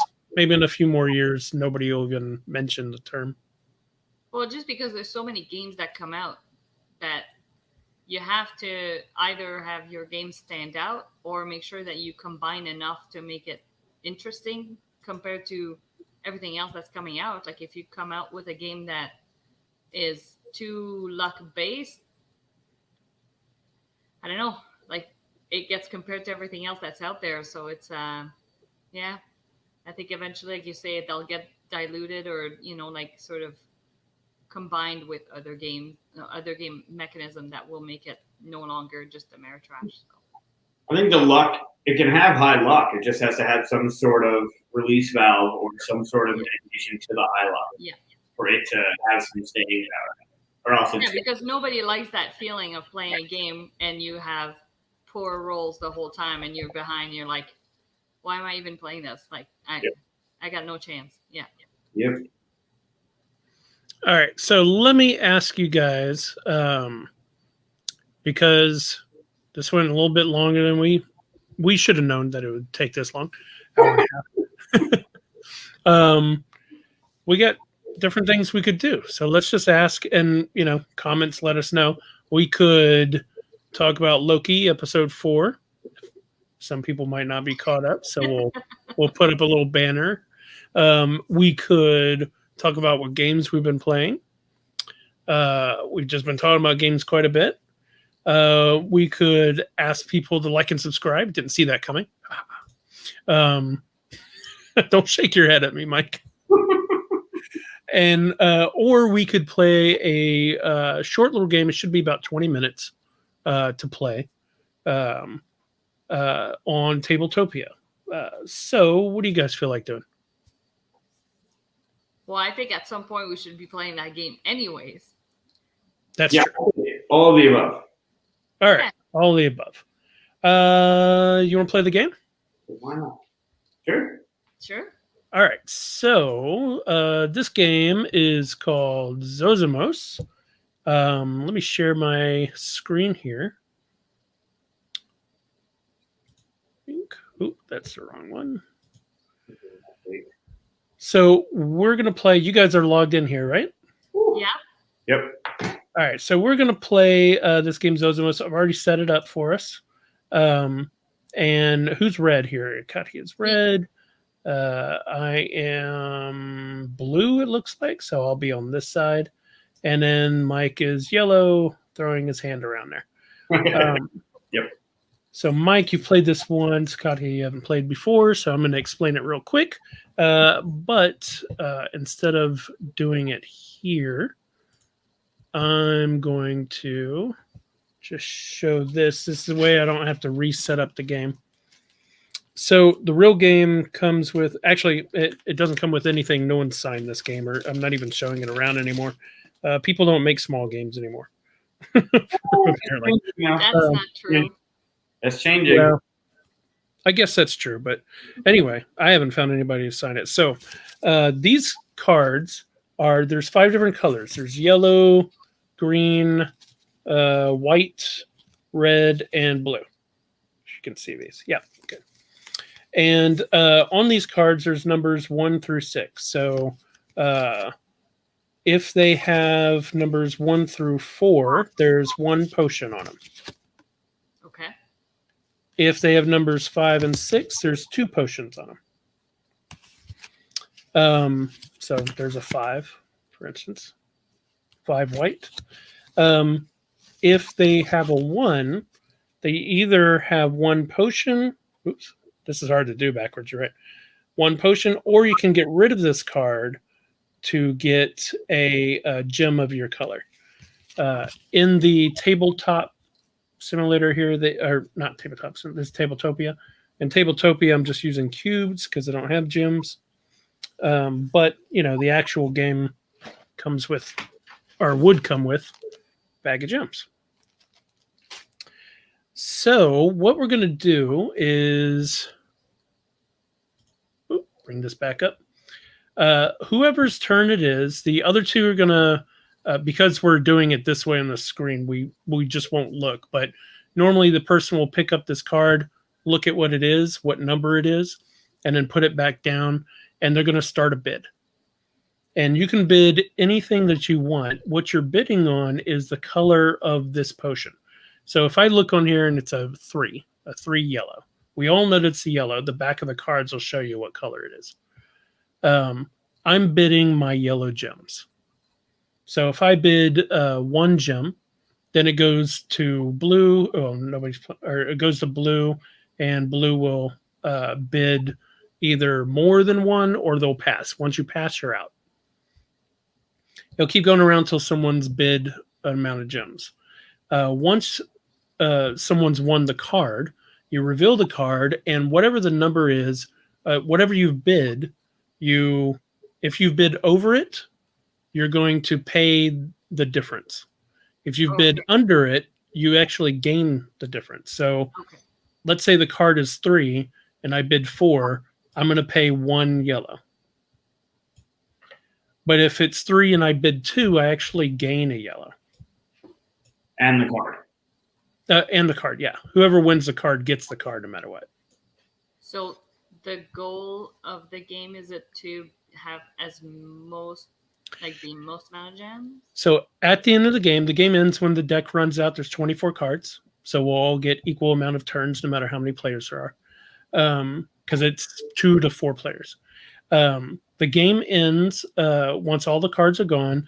And the way you score points is the amount of potions you have, not cards, but actual potions on the cards of that color times the amount of gems.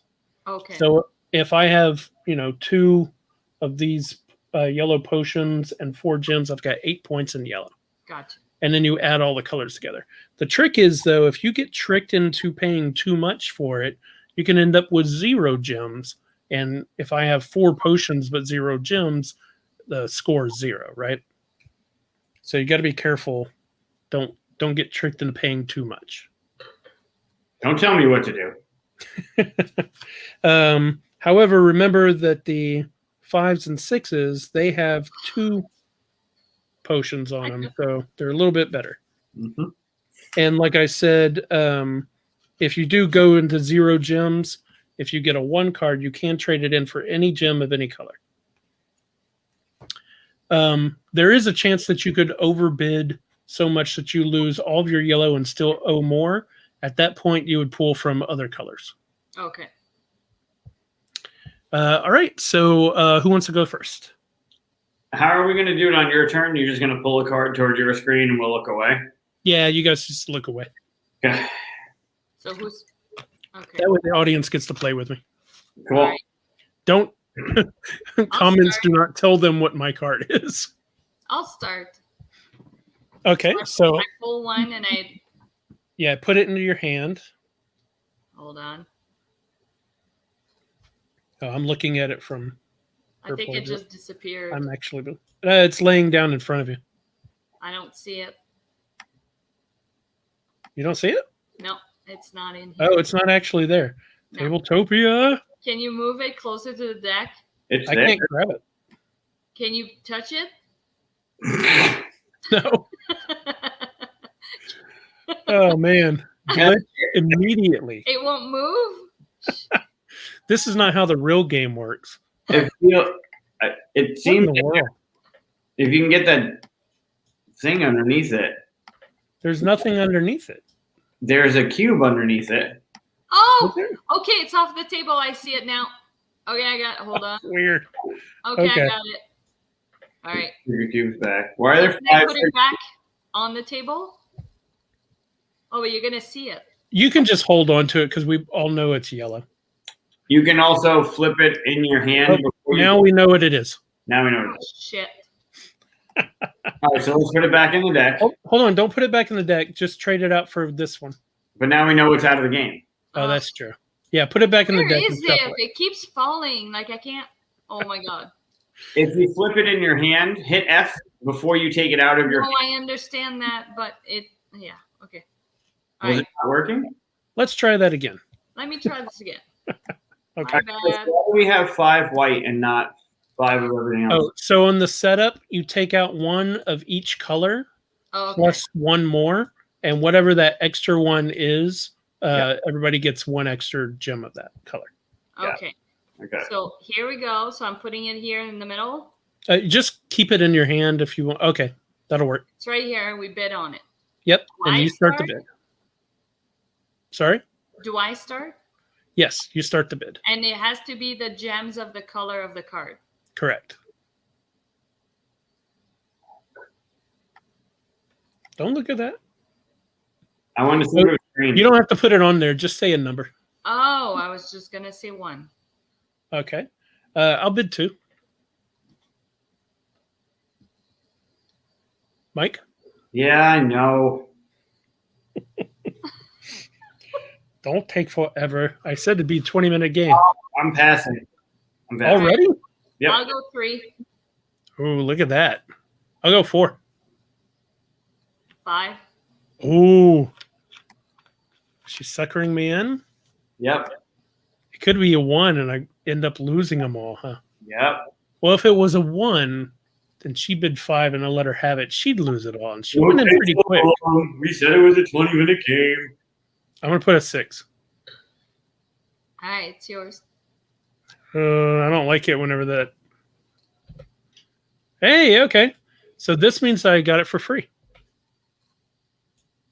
I didn't want to pay for it, so I stopped. Yeah, because if you went 7, you would have Right. had to pay 1 to get. But that's not bad. It's true. All right, so I'm going to take blue. Let's look in. Oh, yeah, we're not supposed to look. No. Right? Oh, right. Yeah. Did you see it? No. Okay, good. All right, so I'm going to flip it. So now you can look. I put it down. Okay. I'm going to bid 3. And it goes to me? Yep.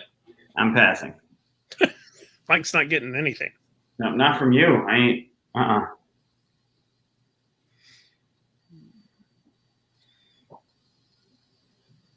going 4. 4? 5. Nope. It's yours. Yeah. Wow. And I get an extra gem because I bid under. I'm liking this game so far. Yes, but we're sucking at it.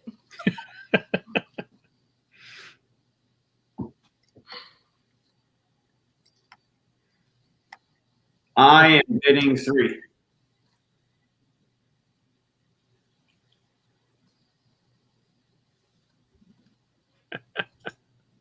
That's funny.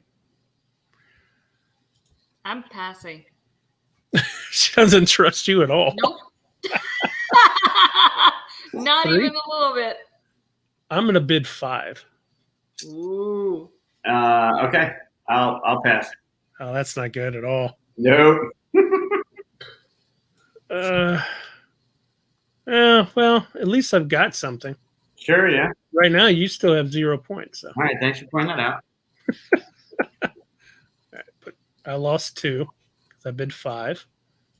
But now I've got 3 points. All right, Katya. Oh yeah, let's try this again. I'm just going to get all the cards.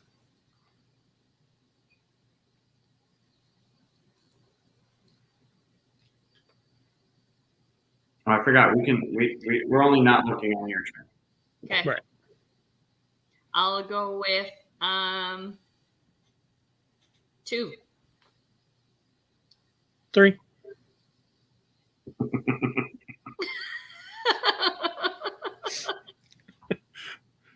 Mike, you're so untrusting. Right? I'll go 4. You can have it. Oh, well, you're passing, so it's coming to me. Oh yeah, If that's right. I'm If the passing. person looking at it Right. says you can have it, I'm going to pass as well. It's not that bad. It's Oh, really okay. That's not too bad. That's worth it. I agree. Maybe I wouldn't have wanted 5, so I already did that once. So is it you, Chris, or Oh, yeah, it's me. All right, you guys look away looking away? so that everybody can see what I'm doing here. I can't believe we're going in overtime. Son of a bitch. I believe it. It's a big game. All right, you guys ready? Yeah, sure. I bid 3. Who's after you? Mike is. Yeah. Me. You come out of the gate with 3? Yeah. I'll go 4. I'll go 5. Pass. I'm probably. Oh, that was quick. Yeah, that was real quick. So I'll pass as well. I need to start getting cards. Oh, Ooh. Well, you got a card. I sure did. True.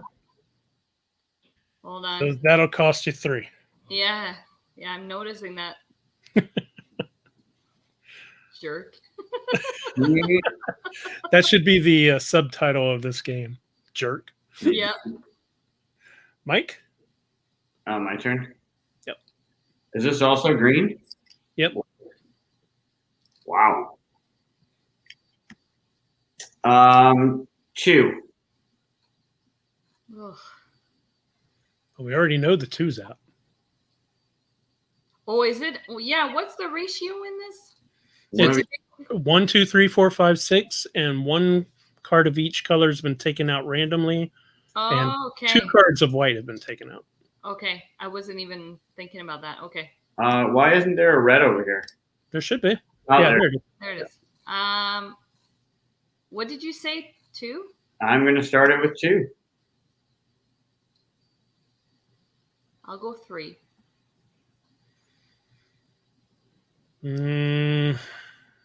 See, I've got the 6. I'm going to pass.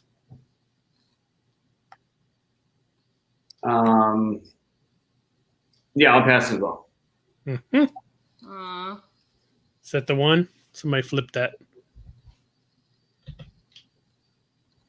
can you move your hand? No. Yep. So that's the one. So that means you could either keep the card or you could get rid of it to gain any one gem you want. I will get rid of it to gain a gem. Do I still have to pay for it though? You just get rid of the card and then you grab a gem. Oh, Okay. yeah, you do have to pay for it. Yeah. Yeah, so I pay. Okay, so for me, I'm looking at the wrong one. I have to pay 3, so I have to get rid of my green. So let me get rid of 3. Hold on. I'll get rid of 2 white and the green, and then I will gain a green back. Okay? Okay. So there's your green So I'll back. just leave it there. Yeah. All right. Your turn. Oh, I could tell he was tricksy. you could tell he was tricksy. All right.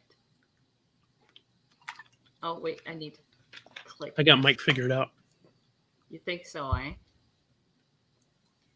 I'm going to go with 1. 3.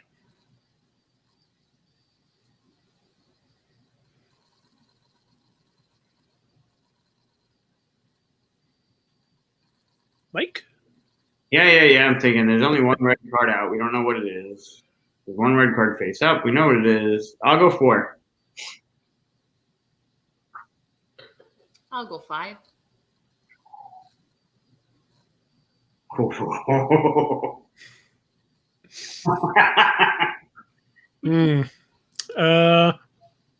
I'll go 7. You can bid more than they're worth? Yeah, you just have to pay it. All right. Mike? Well, clearly it's the 6. I'm out. Yeah, I'm out. I hope it's a 6. Oh, That's a 5. that would have been so great if it was the 1. I know, that would have been really bad. Me? No, it's me. That was her card. Right? Look, I'm Yep. behind. I don't. The turn order is different, so Oh, we need to not look at it. Yeah, don't look at it. not looking. Looking at the hockey score. Still Don't intermission. look at that either. All right. Ready? Still intermission, right? Yeah. All right. 2. Tampa's on the power play. 2. We haven't seen any yellow, have we? Nope.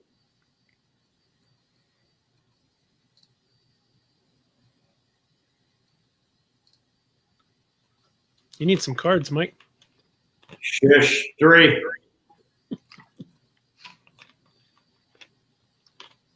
I'm going to pass. I think he's baiting you. He might. He needs yellow though. So 4. see, now he's baiting.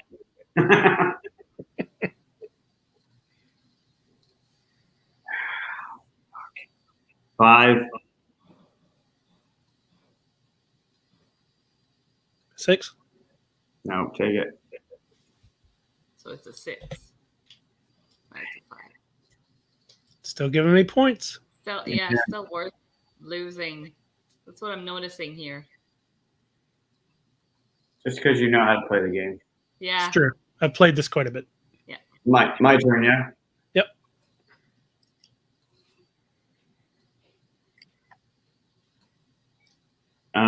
Blue 3.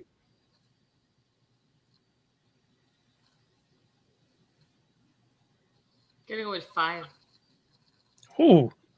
Well, I'm sitting on the 6, so I'm going to pass. Yep. I'm passing. All right. Flip it for her. She got. Oh, that's not bad. No. So I need to pay 2? Yep.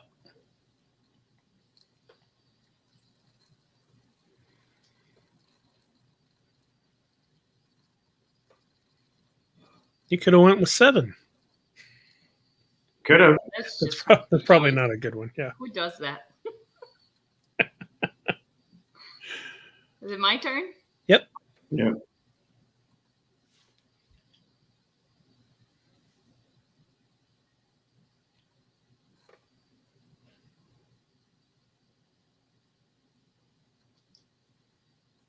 All right. Ooh.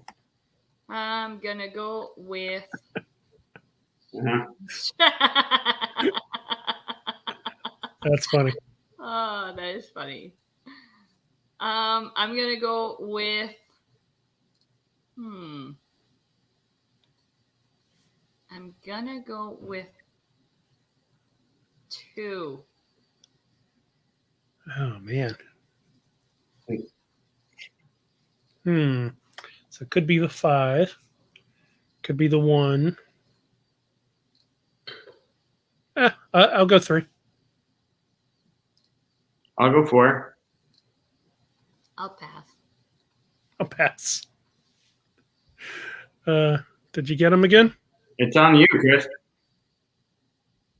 I said I pass. You said. Oh, you did pass? I thought you were just mimicking.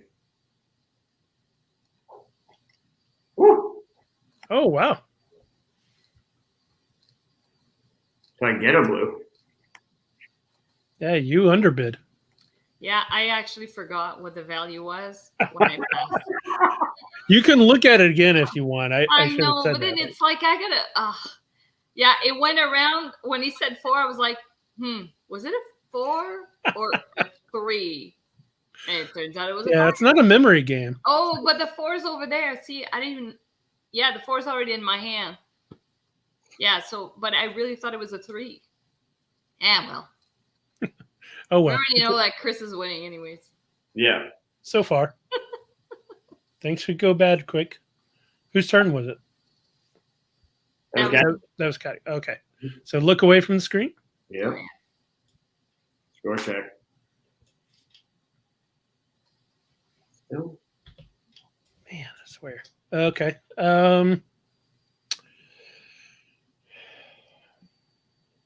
3. The 5's out. Oh, yellow.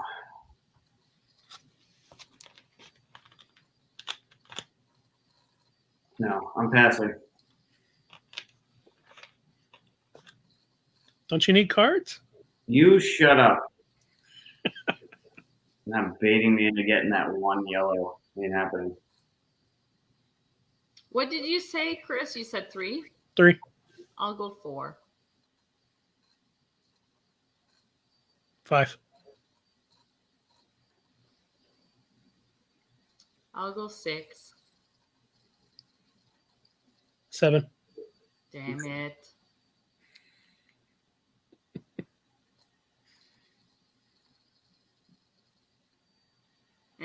Take it. It's the 6. I hate you. But I did have to pay That's one. too expensive. Yeah. I'm not gonna go 8. That's ridiculous. Well, it would cost you 2 yellow, but you'd get 2. I mean, it'd be worth 4 points. Right. Oh yeah, and I keep forgetting that it's the amount of potions, not the number of cards. Right. It's the amount of potions times your gems at the end. Yeah. All right. I definitely Mike? see how you're winning. Is it my turn? Yeah. Oh, ridiculous. Yeah, you got to be willing to pay a bit sometimes. Yeah. Well, I see that now. I will start it at 1. Giving us no information. Yeah. Okay. That it's worth at least 1. I'm gonna go with. Gonna go with 2. I'm going to pass. I'll go 3. Chances are it's the 2. If I go 4 and I'll go 4.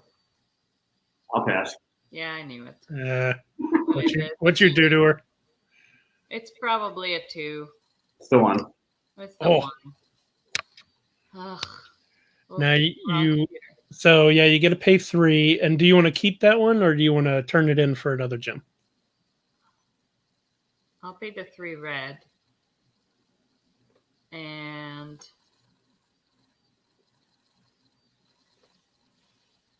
I'll get. Oh, what the hell just happened? Oh, you having a glitch I again? picked up a cube somehow. You could put Oh. those in your hands, apparently. Yes. Weird. That's not odd at all. I was like, what is this big red card?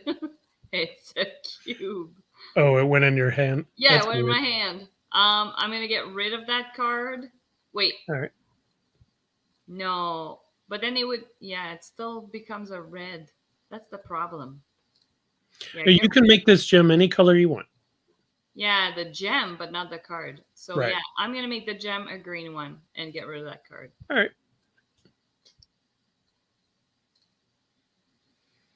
All right. It's your turn to have your revenge on Mike. It's just not gonna happen. I'm not good at this game. I've already admitted that. That's a first time play.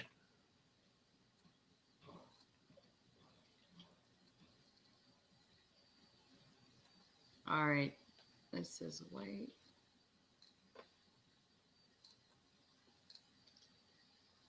I'm going 3. 3. That tells me nothing. It's the only one we know that's out. 4.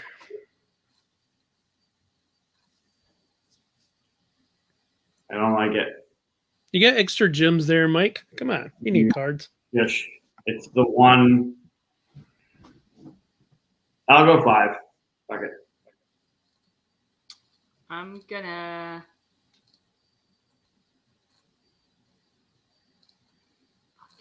I'm gonna pass. Pass. I'll take it. What you get? Ah, Oh. She got you. I Well did. Got that sweet revenge. I sure I even did. called it. you did. It was well played.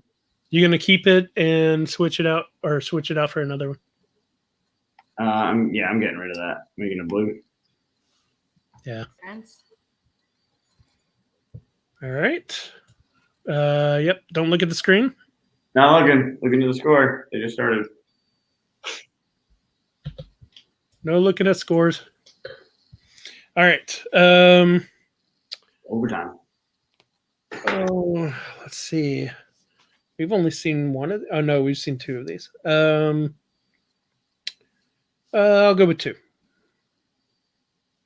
So white. Yep. 2. 2 are out.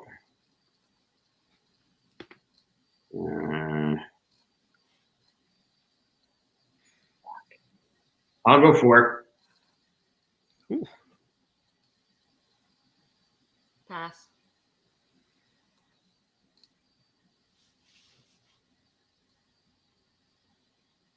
Five. You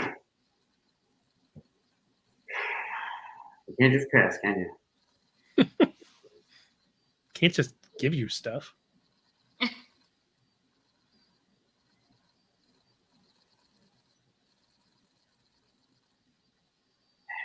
Maybe it's a 2. No, I'm not doing it. I'll pass. I bet you it's the 6. Of course it is. Ah, 4.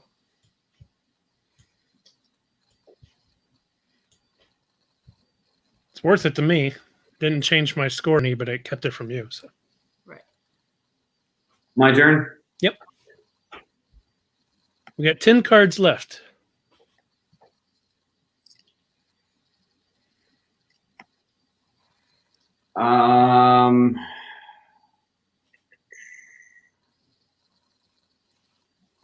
I'll start it at 3. I'm gonna pass.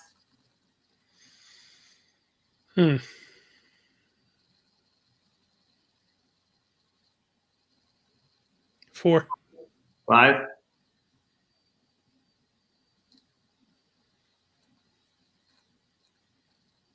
No, I'm gonna pass.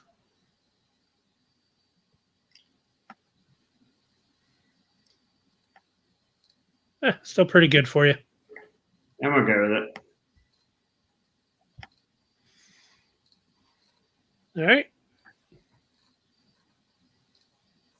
I definitely see an issue with me being this low on cubes and like not not want Yeah. to bid too high. Yeah, I feel stuck. Yeah, that's why I'm comfortable with it being like a 20-minute game because you don't want to get in the mode where you're like, oh, I'm not doing well, and then it's like an hour game. I really overspent early.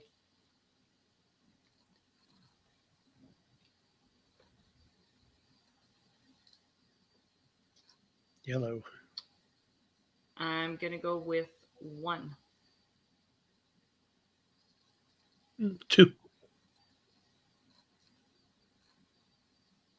3. I'm gonna pass. Pass. Oh, that's not bad. No. I didn't want to spend more than 1 for 1, so. All right, your turn. All right. Look away.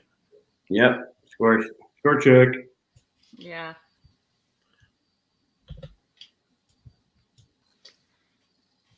Okay. 34 shots on goal.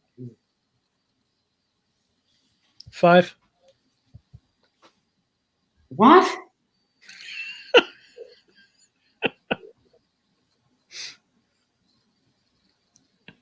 There's 2 whites on the side. Yeah. There's only 6 cards in it. It's the last white card. We know you burnt the 1. He's got the 3-4. He's saying that's a 5 or a 6. All right, I'm going 6. I'm already in this deep. Yeah, I'm not betting on that. He's gonna go 7. He's gonna take it. Still gonna hit me. No, he's gonna pass. It's gonna be the 2, and you're screwed. I'm already screwed. So you went with 6? All right, I'll go with 7. 1 more than you. So yeah. See, I knew he was gonna do that. So now he's only losing 1 cube but gaining 2 potion. Right. If it's a 6, if you go 8, you lose 2. You gain a point. But right now you got no points on white. I'm out. I'm not. Yeah, because if I go 8, I have to pay 2, and I end up with a dual potion. Right now you got 0 points if it's 8. I know, but it's... Just be careful because this could be the 2, and then you're gonna have to spend 6 cubes, and you're hurting other stuff. It's definitely not a 5 because he wouldn't have bid 5 knowing he has to get rid of his 2 cubes. No, that's not true. So it's the 6. Fine, I'll go 8. Pass. Yeah, no shit. Oh, this is a 2. I have to spend 2. Yeah, she got points. I did. Yeah, 2 points. Yep. Yeah. How do I rotate this? E or Q. I think Q would be. Yeah. Okay. Mike? What happened?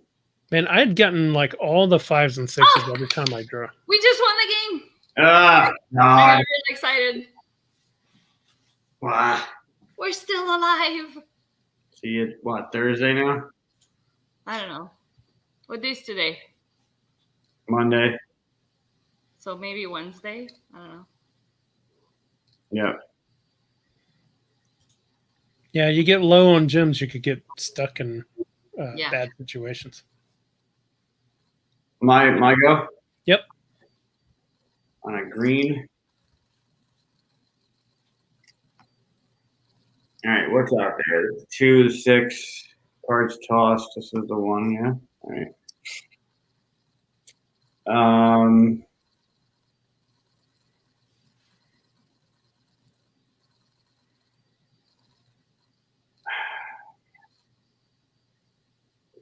I'm going to start 4.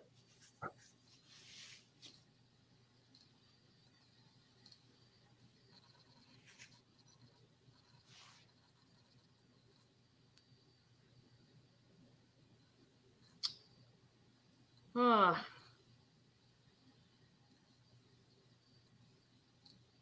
I hate how many cubes Chris has. I hate it. I hate everything about what's going on over there. I'm having a really good game. Yeah. I'll go 5. I feel like I'm missing out here, but I'm going to pass. No reason to risk it at this point.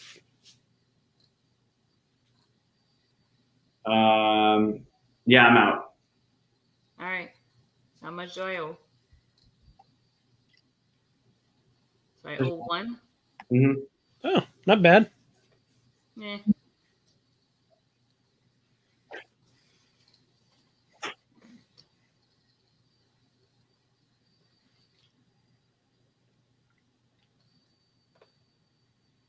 Full disclosure, I thought it was a 3. Oh. Well, I'm glad to see it doesn't happen just to me. Nope. I did have to think twice when you guys were talking about my last one. I was like, was it that? So Yeah. I'm gonna go with 4. Ooh, 4 already. What number do you have right here, Mike?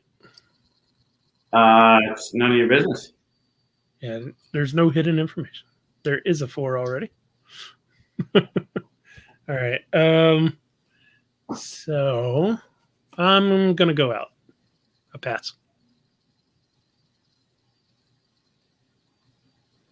This is a 6. It's big. I mean, she's basically saying that because you said that if we underbid, we get right. get cubes. So she's basically saying that's the 6. Or baiting me. No, I'm just clarifying your rule. Yeah. Making it look like. Then pass.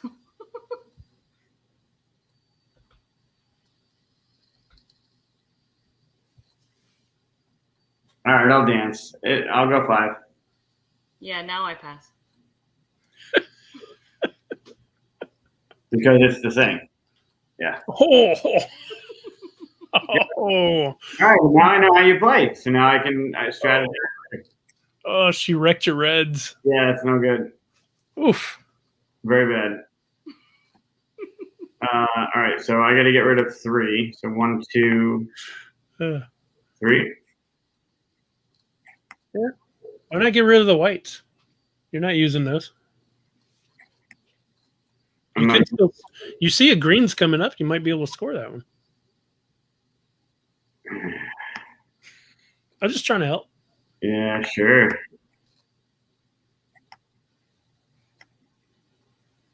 All right. Is that me? Yep. All right. Look away from the screen. Yep. Man. All right. I will bid 4.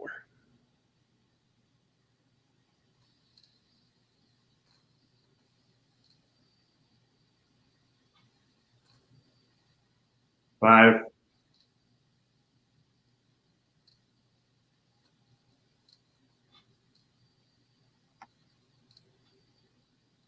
I think it's the 3 in there, and that he was able to afford the +1 cube. So I'm going to pass. Pass.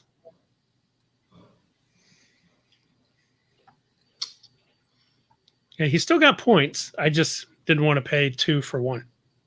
What did I bid? I don't even remember what I bid. You bid 5.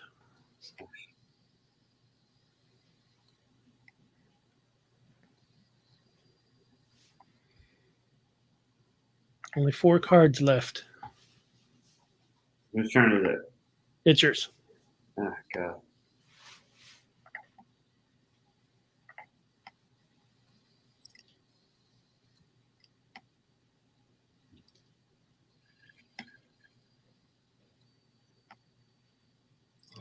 All the high ones are already out. 1. Yeah.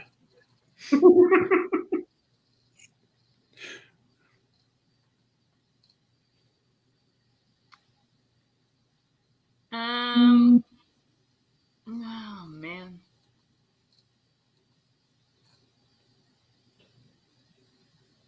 Yeah, I'll go 2. I'll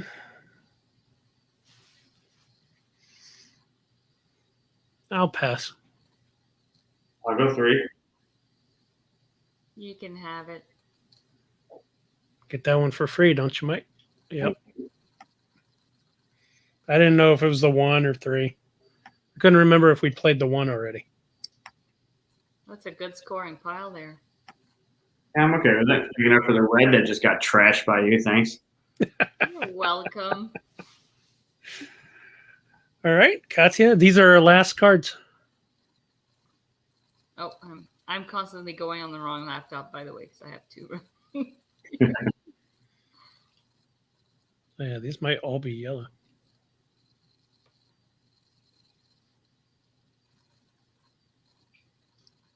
Um,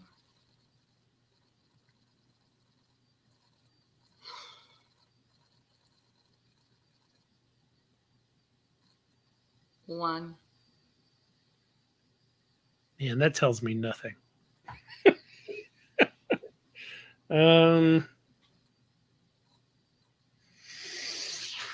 3. What? What? Why would you go 3? Yeah, the 2's already out. It's the 1, though. So it's either the 3 or the 4 or the 1. Chances are it's a 3 or 4. I know she's hungry for gems, so she's probably trying to gain gems. I'll pass. I'll go 4. I'll pass. Ugh.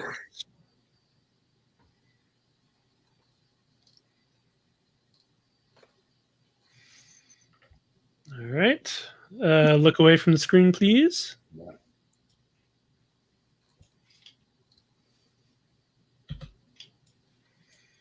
All right.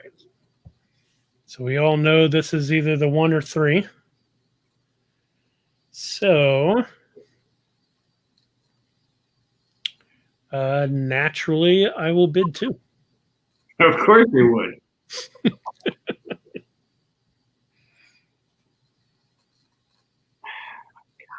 Damn you. What a horrible position. Yeah. I bid 3. Well, I'll go 3. Ugh.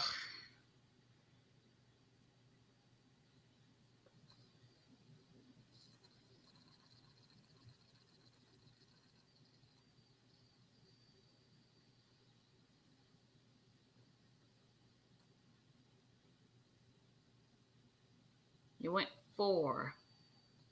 Or you went 3. What did you go? I went 3. You went 3. Because it's either the 1 or the 3. It's not the 1. Because if he went, because he went 2. Yep. Yeah. So we'd have lost 1 gem to add 1 potion, which would have made it 5. Yeah, see, you would have lost even doing that. I think it was a bait. I don't know. I'm passing. Pass. Yep. Hit your face. Are you going to keep it or are you going to throw it away for a gem of another color? I'm not keeping it. You're out of your mind if you think I'm keeping it. I'm getting a red for some points. The whole plan there. That's nice. I gave up 2 to get 3. I'm fine with that. All right, last card. My turn. All right, let's see how many points I can take away from Chris. Pass. I mean, clearly that's the real play here. Yeah, so 1. I'll go with 2. What's this card? You're not supposed to hide the numbers. I'm just whatever.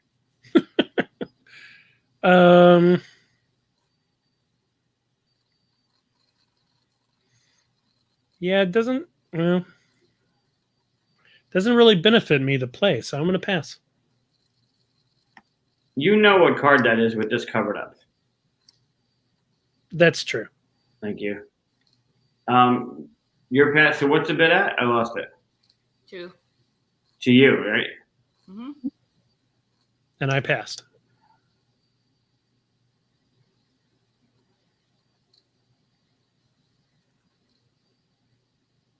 Ugh. Yeah, I'm out. All I'm right. not passing it.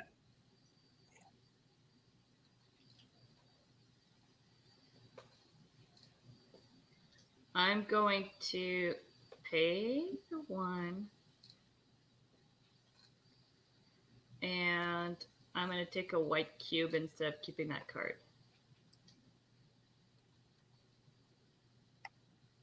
All right. So now all you do is you times the potions by the gems of each color and add them up.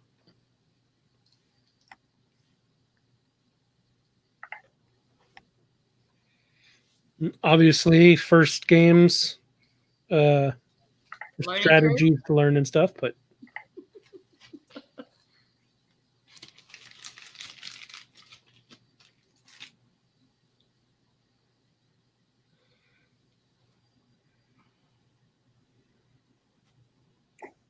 Okay. I What you finished got? at 11. 34. I hate you so much. 1, 2, 3, 4, 5, 6, and 18. Yeah, 24. It didn't change. I thought maybe if I added it differently, it would change. Didn't. Yeah, it gets. Yeah, this is a really good one for you right here, the blue. Yeah, this is really shit over here. Well, Yeah. the fact that so I just lucked out, and almost every card I drew was the 5 or 6. Wow, look at that. Who would have thought? Hey, I didn't set it up because it's Tabletopia. You shuffled. I did shuffle. I did right click on it and hit shuffle. Did he even shuffle? I didn't even see it. I did. Whenever I put that card back in. He did some Houdini shit while he had us looking at the cards, the physical card. He was setting it up over here. So anyway, that's Zozomos. It's fun. I like that one. Yeah, it's fun. Definitely would play differently now that I know a little bit more. Right. Turn it. Yeah, it takes like a first play to really start figuring out that, different aspects of it. But that came about by I designed it, and made all the art and completed it in less than 24 hours. That's pretty good. Yeah. And then the only change that ever happened from that was that's funny. They can go back and check. I didn't do that. The only change I made past then was having the gem option on ones. Okay. Yeah. So Yeah, that option. Yeah, that's a good idea. I like it a lot because the thing that made me try to design it was I wanted to boil down the bluffing and poker down to exactly what the fun of that is, and only have that part in it. So that's what it feels like to me anyway. Cool. Yeah, it's cool. So that's Zozomos. I don't like playing you, but it's a fun game. I actually got really lucky on there. I mean, the scores do wildly differ whenever you play. I don't always do that well, but hey. So let's move off to something else. We could talk about Loki, since Mike got that in here. As long as the thing at the bottom says Loki episode 4, we're going to be talking about Loki. So if you haven't seen the episode yet, mute us, wait till it goes away, or fast forward past this part if you're watching later. If you are turning off, make sure you like and subscribe before you turn it off. Oh, that's a good one. Look at that. I think that's the first time you've ever told anybody to like or subscribe our channel. Someone's got to pick up the slack. Fair enough. It needs to be a little bit more flashy, like and subscribe. Yeah, I'll just do this. do that. Yeah, like, subscribe. Oh, I'll write them on my hands. Ooh. Ooh, yeah. Oh, Like, well, that's subscribe some won't fit. commitment. That would be. Like and sub. Do it. Oh, the little ampersand. Yeah. Yeah, well, I have a tattoo gun right here. Let me do it on air. Oh my god, that'd be great. I'm not doing that. I do have a tattoo gun though. Some tats. Yeah. I should get the 42 right here. Perfect. All right, so Loki. On to Loki. What you guys think? oh my gosh. That was good. So Yeah. Let's talk to Katia about episodes 1 through 3, because I think this was a turning point for you in the series. Mhm. Yeah. What happened prior to? What didn't you like? What didn't grab you? I think it was. I think a little bit of the not really knowing enough about her, about Sylvie. I think that in this episode, you really get a sense as to why she's coming after them. And then just everybody finding out, basically like her starting to tell people that it's like, this is what's happening to you. And then like the shift is where it finally like, okay, this is going somewhere good. Because you don't know that that's where it's heading until, like last episode, it kind of starts getting to that point where you can kind of see it might happen, but episode 1 and episode 2, I don't know, to me it was a little bit I didn't get a good direction as to where the show was going still. And so I find like now it's okay, they're taking it down, like it's happening. yeah, I mean, episodes 1 and 2 really kind of seemed like they were just creating the friendship between him and Owen Wilson, right? Mobius. Which is why I enjoyed it, because I was just kind of like enjoying their scenes together and stuff. Yeah, But and right. it's not that I didn't like the first 2 episodes. It's just that it like it was setting the scene, and it was okay. Like it was still enjoyable. But today when I watched it was when I went like, I did not expect. Yeah, I didn't expect what happens to Owen Wilson's character. Oh, I know. I was just like, no, What? when that happened. Yeah. But thankfully, because of the after credits scene, if you didn't know, there was actually an after credits scene. Yeah, so you watched for the first time. The mid credit, right? Yeah. Mid credit, yeah. Okay. Yeah. For the first, I don't trust them anymore. I go through the whole thing to make sure now, because they inconsistently put in scenes sometimes. So yeah, I want to see the Dutch language credits, and then I know I'm good. Right. Yeah. It's interesting because like WandaVision, you didn't know who the villain was till like the last 2 episodes. I don't know. I never finished that series. Oh, well, sorry. I don't care. You didn't like it? No. Oh, wow. Yeah. You're the first one I've ever met that said that. Yep. I mean, I don't meet a lot of people anyway. That was just not my cup of tea. Wow. Where did you stop with that series? Further than I probably should have. Wow. I mean, it takes such a huge turning point kind of mid-season. I stopped when, I don't know, I think she's a witch or whatever, like her friend, her neighbor, like the one who's always at her house with the kids. I don't even know her name, but. So you got 2 episodes left? Is that what's left in the series? Okay, well. Yeah. There's only, 6 episodes? 8 episodes, I think? 8, right? Yeah, maybe 8. Yeah, there's only 8 episodes. All right, And well, maybe I'll finish it at some point. And it's going, I mean, it's almost 100% going to connect to the Doctor Strange movie. Okay. So I think it's going to be important to at least know what's going on. So, yeah. I'll finish it. Maybe. They'll probably do a thing where they kind of catch people up, but still, I mean, I imagine it's going to be worthwhile seeing if you want to see those other movies. Did they ever explain as to why why the series was filmed in that? Yeah. Why it's a TV show? Because that Yeah. made no sense. Yep. In fact, I think it's the next episode you didn't watch. Okay.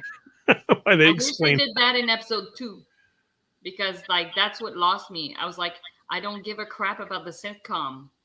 Like I don't enjoy that, and yeah, it was just not interesting, and it was too much of the episodes were in the sitcom, and I'm like, I just want to fast forward through this part because it's so not interesting to me. I think a lot of that also is. What did you say? The reason why she's doing it is pretty good. Okay, well, I'll finish it then.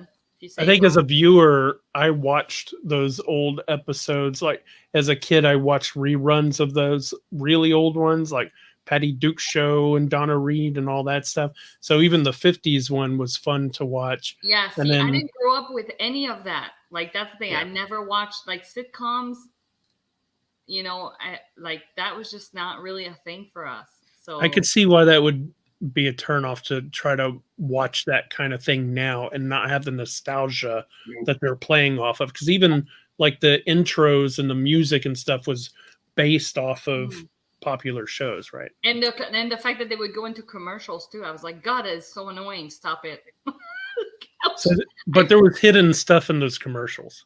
Yeah, but like there was reasons for that. But yeah, even some of those commercials, we don't know all of this stuff, but I heard one theory that it's going to tie in a little bit into what's going on here. So I don't know. Yeah, but Loki is fantastic. Did you finish Falcon and Winter Soldier? Oh yeah. Oh, that we crushed it. Like Okay. it was. Yeah, that was really good. That was one that I could easily watch again. Like, yeah, I loved it. So it takes WandaVision a long time to get to even what's going on. Falcon and Winter Soldier like start right into it, and they pretty much tell you who's the bad guy and all that stuff in here. And here again, they kind of give you a couple of episodes of not knowing what's going on. So since you didn't enjoy the first 2 episodes that much, I'm guessing you don't like to not know what's going on in the series. Yeah, if you drag that too long, it's the same thing with the game. Like we've talked about this before, where it's like get to the fun part. So it's kind of what it feels like. Something that drags for too long. It's like, okay, no, give me something to hook me in, because otherwise you're gonna lose me. Well, Loki, because it's Loki, and I love his character to begin with. It's a little bit different, and I just feel like you never know if you can trust him. So there's always that part of me that wants to know, you know. So I think I would have watched that show even if, you know, it was just because I need to know. But yeah, and that's the other thing too, is WandaVision, like I never really cared about her character in the movie. Other than the part where she kills Ultron, which one is it that she like rips his heart out and she's like, yeah, that's Ultron. Yeah. So yeah, like that scene was cool. Other than that, her character, I don't know. I never really cared.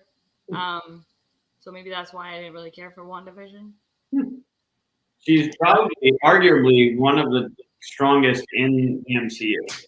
Oh, it's possible. Yeah. So she was about to kill Thanos. Yep. Yeah. Until he was like, shoot everything, do something to stop this woman from tearing me apart. Yeah. Yeah, she's an interesting character. Her and her brother. Comic series is pretty fun. Well, and that's the thing too, is I never read the comic books.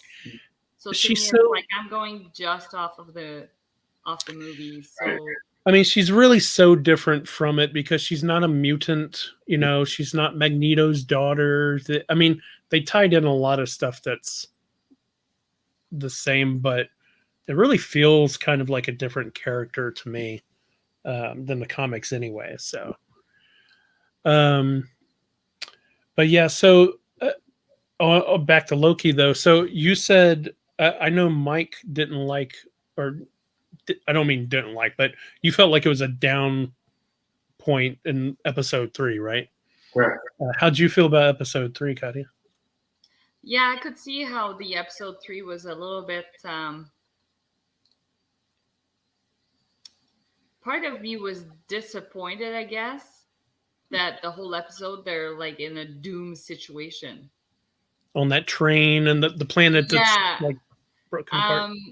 But obviously, when 3 ends, you know they're gonna get pulled out of there because you're only mid-series. So, yeah, I don't know. Like it was okay. It was kind of neat to learn about their past and to see them developing that relationship. But yeah, it was I felt like it was more character development than anything else. Agreed. So, You know what's weird is I liked 3 before I saw 4. Because Okay. when we were talking about 3, I was saying you never know which one of them is lying to the other one, if they're tricking. So I even said, what if Loki didn't break the thing, but he showed a illusion of the broken thing and all that stuff, you know? And then they just ended up with them like, you know, I guess we die. And then they just happen to be saved by the TVA. I was hoping that there'd be some underhanded trick going on there. And that's what was making me like 3 more. Was I thought that Loki had one more trick up his sleeve, but no, he was just going to die. yeah. Well, I think that's the fun in the episode is him. They're actually trusting each other, right? Loki never trusts anybody. He'll leave out for himself. There's that argument that now Loki and Sylvie, like he's falling in love with himself because he's such a narcissist. Like that's kind of cool. But he's being honest in that episode because I mean, you want to think he's going to be the trickster. He's not. He's actually being honest. And now people are not believing him. Like, it's weird. It's fun to see because this is a different Loki than the Loki that's sacrificing himself to Thanos to save his brother. That's not the Loki you've watched throughout. You watched him develop to that point. Now, this Loki never got to that point. And he's kind of, I don't know, we're watching him evolve more quickly, whatever. In this, Quicklier. yeah, Quicklier. At no point did I think that whatever little Game Gear, Game Boy thing that was a trick. I didn't think that was ever going to be a trick. I didn't think he was trying to trick in that moment. I think that was actual because he never handed it to her. He was Sure. like, "It's broken," and then put it away. And I was like, you know, if she had grabbed it and looked at it, I would have been like, okay, it really is broken. But we've also never seen him make something appear and have that thing appear not be. Well, I guess with the fireworks from his hand. yeah, I mean, he can do it to his whole self. But everything he's brought out from the hidden, and the Tesseract was real. The knives he brings out is real. Like everything he's brought out has always been a real artifact. It hasn't been an illusion. Right. But what if that was an illusion of him just bringing out? I mean, like you said, with the fireworks, that's an illusion. He's not really blowing stuff up in his hand, right? So, Sure. I mean, I guess he could, but I imagine it was just an illusion. Sure. I didn't put it outside the realm of, oh, what about the time when he like cut off Thor's hand, but then it really was there? That's an illusion that he wasn't even touching. Yeah, that's true. I didn't put it outside the realm of what he was capable of doing, but I liked 4 a lot. It's just when I saw that moment at the beginning of 4, I was like, oh, now I'm kind of disappointed at where I was hoping 3 would go. Yeah. But 4 was, oh man, I was like, what are you doing? You're killing everybody I love. Stop it. But now we realize that that's not the case, right? Right. Yeah. Well, obviously now he's in some kind of trash world, right? What? It's an Ameritrash world. Well, he is in like America, sort of, right? It Because we looks saw the Avengers Tower is behind him. definitely the Avengers Tower. Yeah, so that's Probably New York City, some alternate timeline. with all those other variants.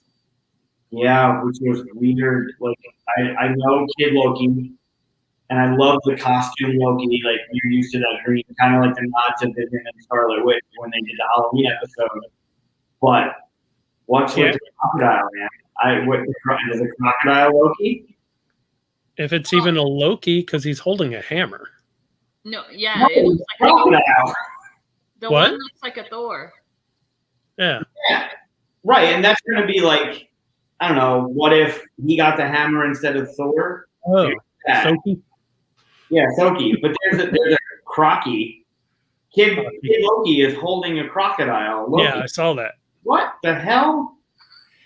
And the guy in the pajamas. I mean, I've seen that actor before. He's been in a lot of stuff. Yeah. Good actor. But he makes you think back at, like, he made me think back at the stained glass and how that thing is a Loki. I'm pretty sure that was representing a Loki of some kind. Well, they all had the horns, right? They were all kind of different, but they all had that kind of head guard. He had a very prominent one. So I don't know. I don't know if it's even important. I mean, he's basically dressed like the 1990s Loki, but in a very lame cosplay way. That see, at least with WandaVision, with her wearing the silly outfit, it was Halloween, so it totally made sense. And this one, I really hope they do something to make address sense of how stupid that costume is. Yeah. Well, look at Into the Spider-Verse, right? When we find all the different Spider-Men from the different Spider people from all the different universes, and you have Spider-Ham. Yeah. Yeah. The Spider I've never Pig. watched that. Oh. Spider-Man Into the Spider-Verse is definitely one of the best MCU movies out there. It's actually not technically MCU, is it? Yeah, it is, isn't it? No, because it's made by Sony. Wait, isn't that the TV series, the cartoon one? Yeah. It's not a TV series; it's a movie. But it's it's a movie. I thought it was a series. No, it's a movie, and it's animated, but it's amazing. I thought it was MCU. It's got the Marvel scroll on the beginning. Does it? Well, I know I know it was made by Sony. Yeah, it's fantastic. Either way, it's one of the best Marvel movies. If it's not MCU, it's a Marvel movie. It's fantastic. Yeah. Well, we finally watched the last Spider-Man one, Far From Home. Yep. Oh, yeah. Because it wasn't really on Netflix for the longest time, and it wasn't on the Disney Channel either. And now one of those finally have it, and so I'm all caught up. Yeah, it's a good one. Yeah. I wonder why it wasn't on the Disney Channel. Is that because they have to share it with Sony or something like that? It's possible. But yeah, it wasn't there for the longest time because we went through, watched all of the movies. Oh, we did start to watch Love, Death, and Robots. Yeah, the style of the Spider-Man movie is Spider-Verse movie is it's like the best version of making things look like it's a comic book while it's also movement and stuff. It's really well done. Cool. I kind of want to watch it again now. I'd watch that anytime. That's great. Yeah.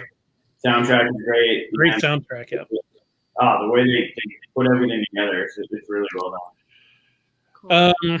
Yeah, we really haven't talked that much about the episode, but sorry. We're all over the place, but it's all connected. It happened. That's what happens. What else did we talk about? I mean, happened in the thing. We saw Mobius disappear. The timekeepers are not timekeepers. Yes. Oh my gosh, it's all fake. Which you kind of knew they were leading in that direction. I didn't know. Oh no. No, I didn't even think about it really. Yeah, I didn't think they were real. Huh. But now it's robots or animatronics or whatever that was different. I figured it would be some other person running it as if all three of them existed and they just did this lie thing. I didn't see them as this. So who's the robots. puppet master? Yeah. Yeah. So is it another Loki? Ooh. Someone's running it, obviously. Yeah. So who's really in charge? Hmm. Maybe it's Owen Wilson. Nice. Sylvie. No, Sylvie wouldn't try that hard to go kill robots. No, it's not her. Don't know yet. Do you think Mobius was sent to an area full of Mobius alter? I don't think so. I think there's just a place where you get sent, and I think there's just a whole bunch of Loki there because they said, I think it was in episode 1, that Loki is like the most variants that they have. Like the most likely variant is always a Loki kind of thing. So that could be the first Mobius variant. Yeah. Right. Well, he is a variant. Well, no, so, he's yeah. yeah, he might be the only Mobius variant. There's a real Mobius that's on the sacred timeline, and he could be the only alternate Mobius. So maybe they'll see each other in the broken down Avengers Tower. I think they will. I think they will. Yeah, they got to bring him back because, yeah. They He be riding Ski-Doo in one of these. He's got to be on a jet ski. It has. Okay, where did that come from? What's with the whole jet ski thing? Like in Discord, you guys were like putting what's I don't get it. It was in episode 2. Yeah. They were sitting at a table. They were talking about Loki was asking him like, so this is your whole life? You just do this and he said something like, there was one time I would like to go back. Loki asked him, where would you go? Anywhere. And he said, I'd go to the early 90s where they created the best thing in the world, which is a jet ski. I've never been on one, but it just looks so awesome. Okay. And he brings that back in the episode 4 too. Yeah. So, you know. Yeah.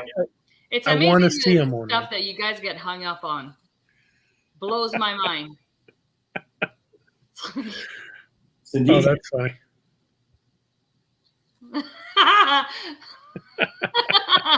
Yeah. Oh god. Yeah. Can't look at your phone. Gotta listen to the jet ski commentary. It's important. It's all important. Everything's important. There's a word on a building in the background of the tag, and it's bothering me that I can't read it. I don't know what it's. Which one? In the tag with all the Lokis. Oh, really? In the background, there's a building with a word on it, and I can't read it. I can't make it out. I can look that up for you. It was definitely the Avengers Tower. I mean, it could just be a nod, but it feels like that was too similar. No, it's definitely the Avengers Tower. So maybe it's owned by somebody else now because it's in an alternate. Could be Evil Tony. I mean, everything's run down, so I don't think anything is functional in there anymore. Some shit happened. I don't see anything that has words on it here. Well, yeah, because you're looking at it like minuscule. You know what? If someone has this muted, that's probably not a good idea to do that. But I don't see any spoilers. I don't see writing on any buildings back there, though. In the background, there's one building kind of near the Thor version of Loki. Okay. It looked like it said century, but I couldn't figure it out. Huh. Maybe that still isn't right because the video kind of pans. It does move a little bit. There's also something flying out there, like a weird little helicopter thing. No, I didn't see that. That's At cool. least it kind of looks like. Oh, that might be a street light. Yeah, I think that's a street light. You almost broke the internet. We're all going to go looking for this thing flying in the background. all five of us. Did you hear about the thing flying in the background? Yeah. So the details you guys like look for in those TV shows. Yeah. Well, I usually try to watch it a second time before we talk about it, but I didn't get a chance to today. Yeah, I just I was watched too it. busy playing games. What have we been playing? Look at that. That was smooth. It's That's very, a transition. That was amazing. very. I was busy playing a game. I played a game today. I played Lorenzo again. Oh wow! Again, And I won this time by 1 point. Ooh, that's a good that's game. what you learned from the last time. Yeah, I definitely did. Yeah, I mean, there's not like a solid mechanism kind of thing, but last time I was just kind of all over the place. Just try this, try this, try this, and then once you're done with the game, you realize, oh, it's kind of like you could do A and a little bit of B, or B and a little bit of C, that kind of thing. Hmm. So you can kind of focus your stuff once you play it. Just about in a Euro is kind of like that, right? So Sure. Cool. what else have you guys been playing? We've been playing. So we played Steamworks. The TMG title. Yeah, by TMG. Yeah, it's a worker placement. You're building machines, and pretty much you're collecting tiles that you can use to build those machines. And when you place your workers, you can go directly on a machine of yours or on your opponent's machine and use it.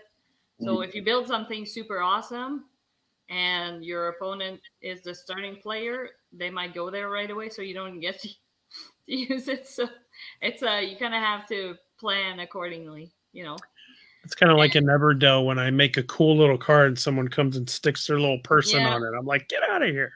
Get out of here. Yeah. So we played that. Then we tried the Sequoia and Mountain Goat, like like that trilogy of games that came out on Kickstarter all together. I think it's GPS. Yeah, GPS, Sequoia, and Mountain Goat. These board game tables. I don't know who made it. It was gifted to us. So Sequoia. How do you spell Sequoia? SEQUOIA.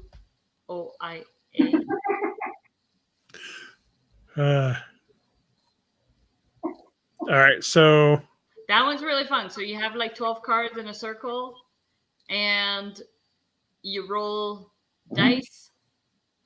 That one? Basically, you roll your dice at the same time, and it's secretly. So once your dice are rolled, you decide how to split them up to basically go on to two different numbers. And then you place your flowers on those numbers that you chose. And it's sort of like an area or majority. You're trying to have more flowers in that area than your opponent. And if at the end of the game, your stack is higher than your opponent, then that's the you grab, like, there's two tokens, one that's worth more and one that's for whoever gets their second. So we played 2 players, so whoever's stack is highest gets the biggest value token, the other one gets the other. And then you go around, and then if there are any ties, then you roll again, and basically you have to have numbers that can split up into whatever you're trying to secure, because if not, then those dice aren't able to be used. So you're trying to use them last minute to try and add one more flower to your stack. So both games we ended in a tie, and there's no tiebreaker. So that's a pet peeve of mine. Anybody who makes a game with the oh, it's a tie, you share the victory. Lame. Give me something, one thing, just at least one more thing to split the victory. That's just. I know it's not hard to come up with something. I don't know what we already had a couple. It was either whoever snagged the number 6 token, which is the highest one, or whoever has the most amount of tokens. It wasn't hard, but anyways. So that aside, then we played Mountain Goats, which was really, really fun. So you have lines of cards that are ranging from 5 to 10. And then on the top of those cards, you have a stack of points. And basically your goats are racing. Again, same thing. You're rolling dice and you're trying to assign where you want to go. And you move your goat up. And then once you reach the top is when you can start drafting tokens from that column. And if your opponent reaches the top, then you get booted back all the way down. So like the columns range in length. So like the 10 one is really short because obviously like if somebody sits there and they keep rolling 10s, they can keep drafting those 10-point tokens. So Oh. that's why like somebody can bump you pretty easily. And what's this called? Mountain Goat. Mountain Goat. Oh, okay. That's not what I was looking at. So that was the other one we played. It's super, super fun. That would explain your face, Chris. So that one? Yeah, that's the one. Oh, okay. I was looking at Not Mountain Goat. Scapegoat. No, not Scapegoat. Yeah. Oh, those are cute though. That's adorable. Yeah. Yeah, no, Mountain Goats. And then what else did we play? We played Illusion. Mm, With great that. game. That's really fun. That was one that I picked up on a whim because I remember seeing people play at a game day that we had a long time ago, and it looked really fun. And then we had family members coming over, like coming up to the campground, and I picked it up at the game store. Thought it would be a fun. Is this it? A bunch of people. Yeah. That's a good one. How do you play this? I haven't seen this one. So you have an arrow of a specific color. So you like obviously you have the stack of deck, the stack of card, and then you have an arrow of a color, let's say blue. And then as you start to reveal cards and you're going around, so I'm revealing one card, I have to place it before or after the card that's already there based on the color blue. So like you see there, like every card has a different pattern and there's a different ratio of each color on there.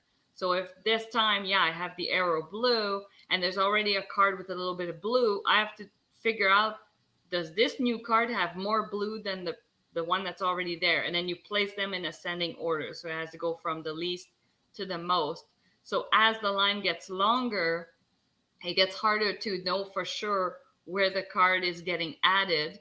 And then basically, once you've placed your card, it goes to the next person. And before they draw a card, they can say, no, I think something here in this line is wrong. And then that's when you start revealing the cards. So you flip them over and then they show you exactly the ratio of colors behind them. So there are times where there might be two cards that have the same percentage, or you might have several mistakes where it's like, no, there was actually like a bunch that we messed up. And so, when it gets to your turn, you have to decide, is this like 100% correct? Yes. Okay. I'm picking a new card. I'm adding to it. Or do I call this as being something's wrong in here? So it's really fun. That's fun. And it's quite hard, actually. Huh. It happened a few times that when we started flipping cards, we had like several mistakes. Mm. Yeah. Color illusions can really mess with your head. Oh, because your brain is filling in the gaps. Yeah. That's the thing. It's like, it was really fun. So we picked that up. What else did I play? I think that's mostly what I played this week. Oh, and Railroading. Played that a couple times. Railroading? Is that the roll and ride one? Yeah. I have the blue one. I don't have the fancy the blue edition. I have both of those. I think I've only played the red blue one though. Yeah. The blue one I heard was the better one of the two. Oh. Well, then there you go. Don't need to play the red one then. Nope. Yeah. So that's what I played. Mike, you're over there with your family. You probably played some games, huh? No, not one. You got games behind you. You didn't play any of those? That was just for show. These are all in the closet. I wanted to bring them out and at least have some sort of game behind me. I just pull up my thing here. I played Altiplano. Oh, I yeah. don't know if you played that one before. I've never played it, but I always wanted to just because of the theme. The alpaca. Wow. Some people, it's very close. It's same designer, very close to Orleans, and the fact that you have a bag and you're pulling stuff from it. Some people like it better, and I can see why either way. It's got so many different. It's like you always get to do stuff on your turn, but it's never it's always like 80% of what you want to do on your turn. So you're always feeling like I got to do just a little bit more, and it feels really good and rewarding because you're getting what you want. But yeah, it's pretty cool. One thing I like about it, like when you get a resource, it goes in your bag. Well, it goes in a little box. And once your bag empties, you empty the box back into your bag and stuff. Okay. So when you spend resources, though, you don't get rid of anything. It will come back to you eventually. That's pretty cool. So, yeah, it's other than money, you actually do get rid of money. But so, yeah, you kind of like start building up like a little engine of what you're doing. And there's so many different ways. You can totally not ever touch an alpaca in the game. Or you can make your whole game about alpacas. Like you could just do nothing but silver mining and have nothing to do with any of that. You could go fishing and have nothing to do with either of those two things. You can mix it up. It's just really weird. It's a great game. Yeah, like weird good? Weird good, yeah. Okay. Basically, like your next game, you could try something completely different and do just as well, if not better. Cool. That's cool. I also played Vast, the mansion one. Yeah, the Mysterious Mansion. I don't think we ever played that one. We have the base game. I don't think I'm a fan. No. You don't think you are? I don't think I'm a fan. No, I like Root a lot. See, I don't like Root. Yeah, but you do like Vast? Yeah. Weird.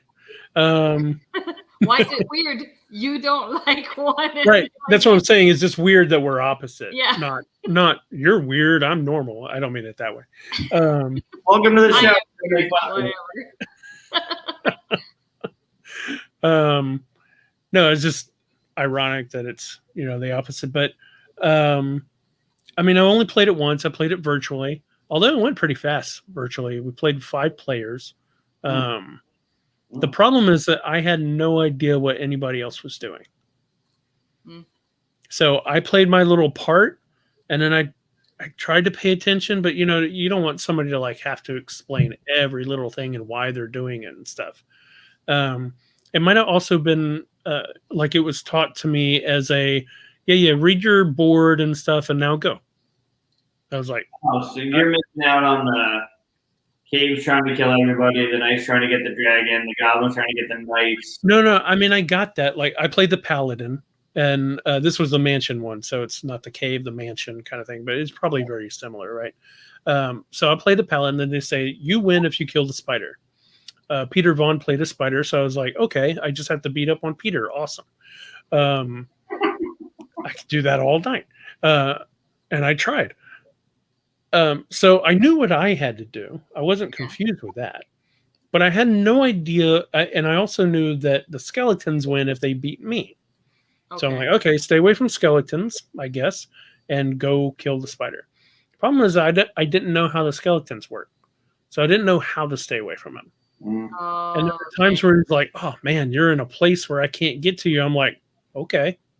Like that's total luck because I didn't know that.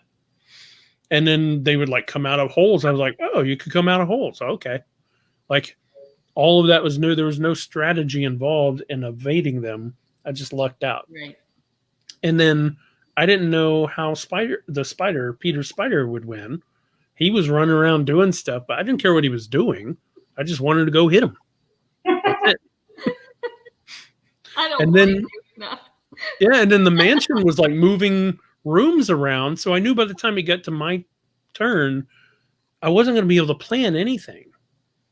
I'd be on another side of the room. Like the first turn he did, he like moved me like right up against the spider. I was like, awesome. So I just went and whacked the spider. So it just felt like, okay. And then the wizard was hiding around and you couldn't touch him, but if you ran into the same room with him, he would run away. And I didn't know what any of that meant. So I was like, okay. And I ran through the room with him and he went like, oh no, you destroyed my whole plan. And I was like, sorry, I'm just going after the spider. Like, I had no clue what anybody was doing. It was total chaos. I knew what I was doing, and that's fine. But the problem with that is that the minute I was done with my turn, I just turned and started drawing. Because it doesn't matter. I can't do anything. I don't understand what's going on. I tried to pay attention for the first few rounds. I was like, I don't get it. And I'm not going to make everybody sit there and teach me their part, right? That's the only downfall of that game, I find, is the whole, you kind of need to know a little bit about everybody. So when you bring new people to the game, the teaching session is quite long. Like it's, you almost want to send them before they show up. It's like, here's at least your player card, study it, because this is what you'll be playing. But I don't know. It would have been. That's the only reason why it doesn't hit the table. Sorry, there's fluff from my blanket.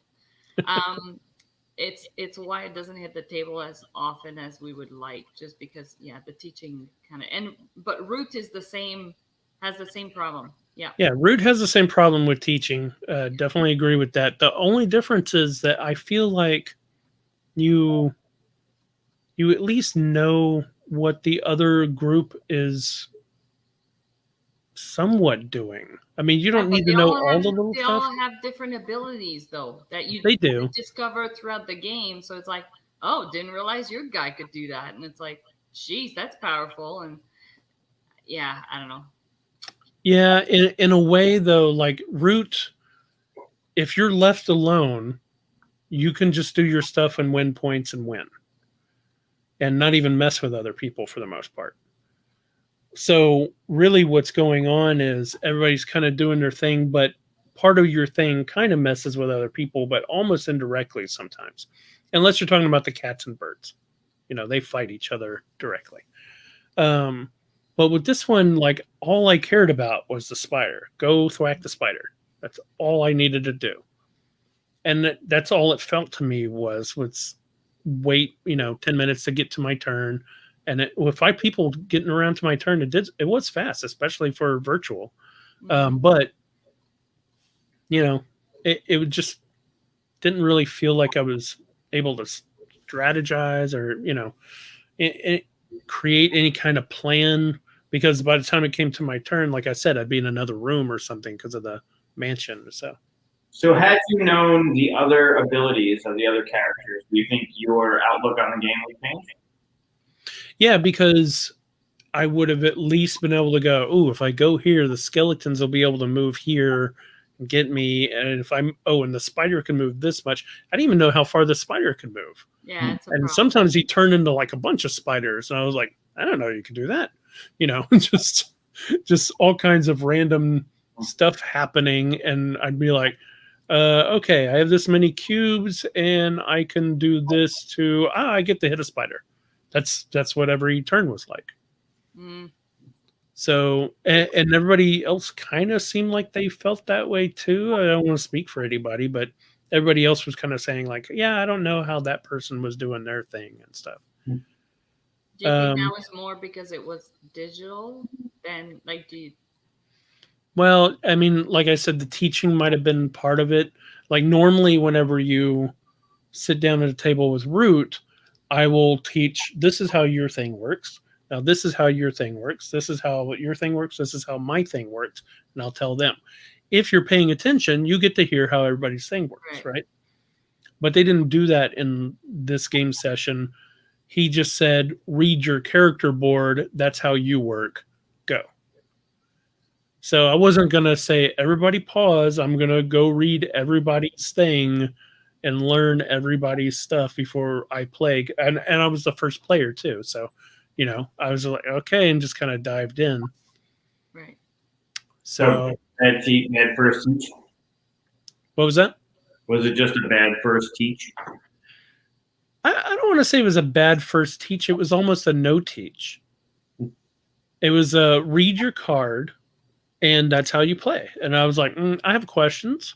And I asked questions. They answered them for me.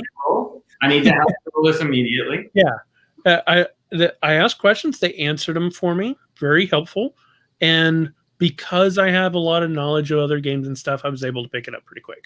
Had I been new to a game, I would have been totally lost.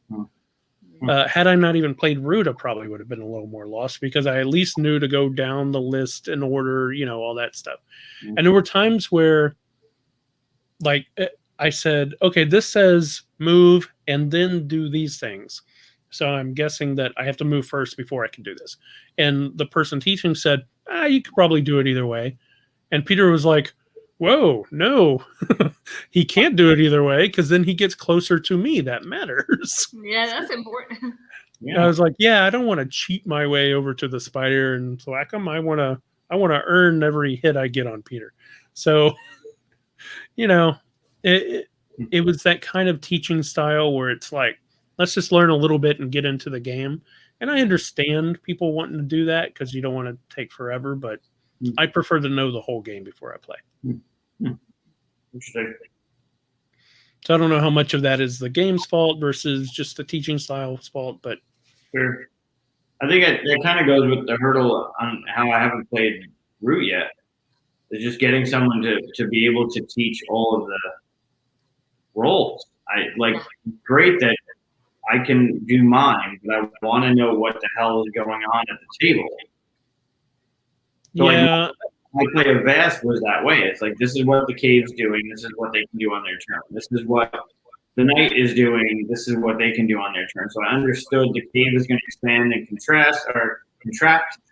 Like, you knew what was going on, and I think that really changes the game. Yeah. And that might also be the virtual issue, is where everybody just kind of did their thing and didn't say, okay, so on my turn, the first thing I get to do is this. Second turn, I just saw like skeletons start to move. And I was like, how far can you move? And he was like, I can go 5 right now. I was like, what changes that?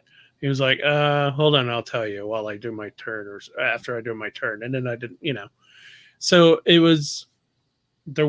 I guess if you're not in a virtual thing, it's a lot easier to go, okay, so the first thing I'm doing is this because of this. And you can almost kind of teach everybody. That's how I do Root whenever I go. I say, okay, so the first thing I do is I get a card and then I get to, buy this off of you or something. I walk people through my turn so they know how I work. Right. And if other people do that in a less virtual environment, it'd probably be a lot easier. Mm-hmm. Yeah. That's too bad that you missed that part. Like that, it wasn't. Yeah, I mean, I'd give it another try, especially if I got to play in real life. And I'd play something else, and I feel like if I played a few more times, then, I'd get to know all the pieces and I'd enjoy it a little bit more. But yeah, the learning curve, I will actually say Root is a little bit more to learn. Like, I looked at the characters and there's not too much to them, whereas with Root, like the setups are so much more. And then depending on which faction you're using, and then how they work are so different from each other sometimes that, but so far I like Root better. I know how it works more anyway. So, and I play it on Steam all the time. We should play it on Steam, Mike. I'll show it to you. We should. We should. You have fun. You don't want to try it on Steam? Have so you've played it once? Yeah. Who did you play it as? I was the cats. I remember there was birds. There was you remember that. So part of the issue is one of our friend he had a faction where his abilities heavily relied on what we were discarding. Because he was gathering cards, I think. Oh, so he was like he was the Woodland Alliance, the little rebels. It's possible. I don't know.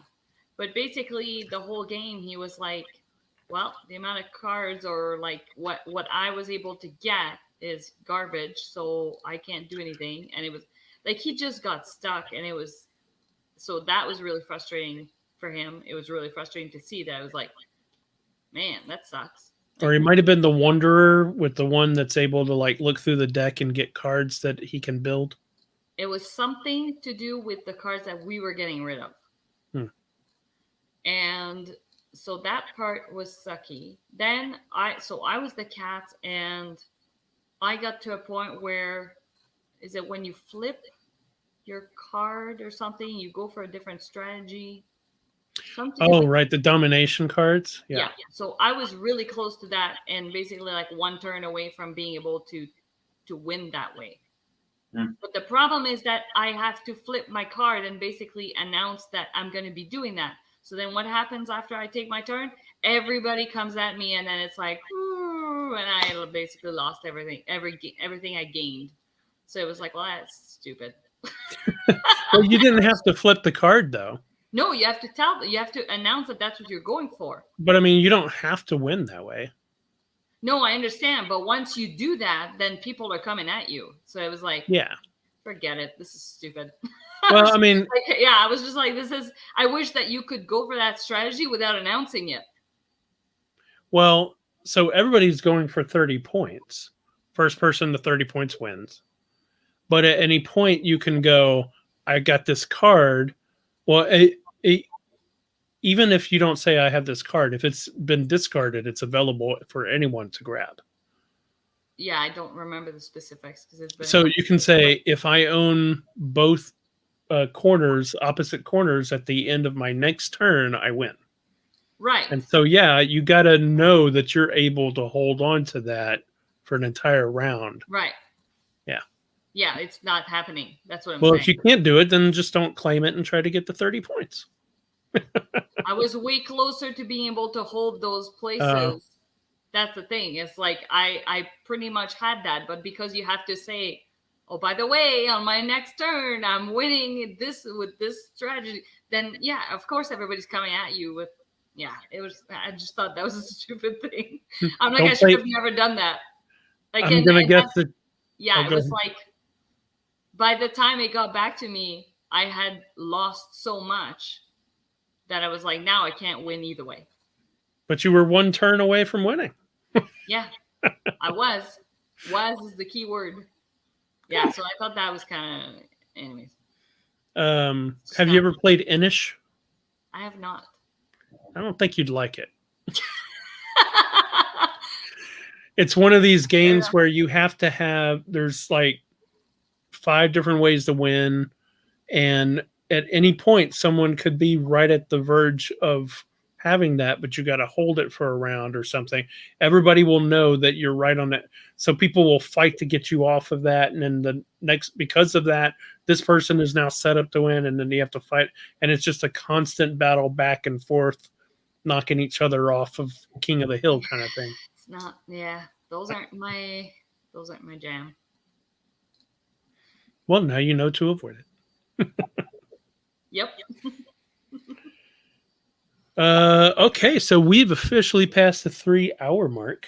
We have. I got to announce a game that I did play. I was going to bitch about it earlier, and I kind of postponed it. Have either of you played Unearthed? Yeah, I have it. That's the one with the geometric, like on the cover. It's really like squarish, right? Yeah. I haven't played it. So There's the 2017 one. Yeah, It's 17. relatively new. That one? Yep. Yeah. You didn't like this one? Those cards, go back one. Those cards have a trigger on it. Things smash up, right, with the bases, and they have a number, and if the number is reached, it triggers.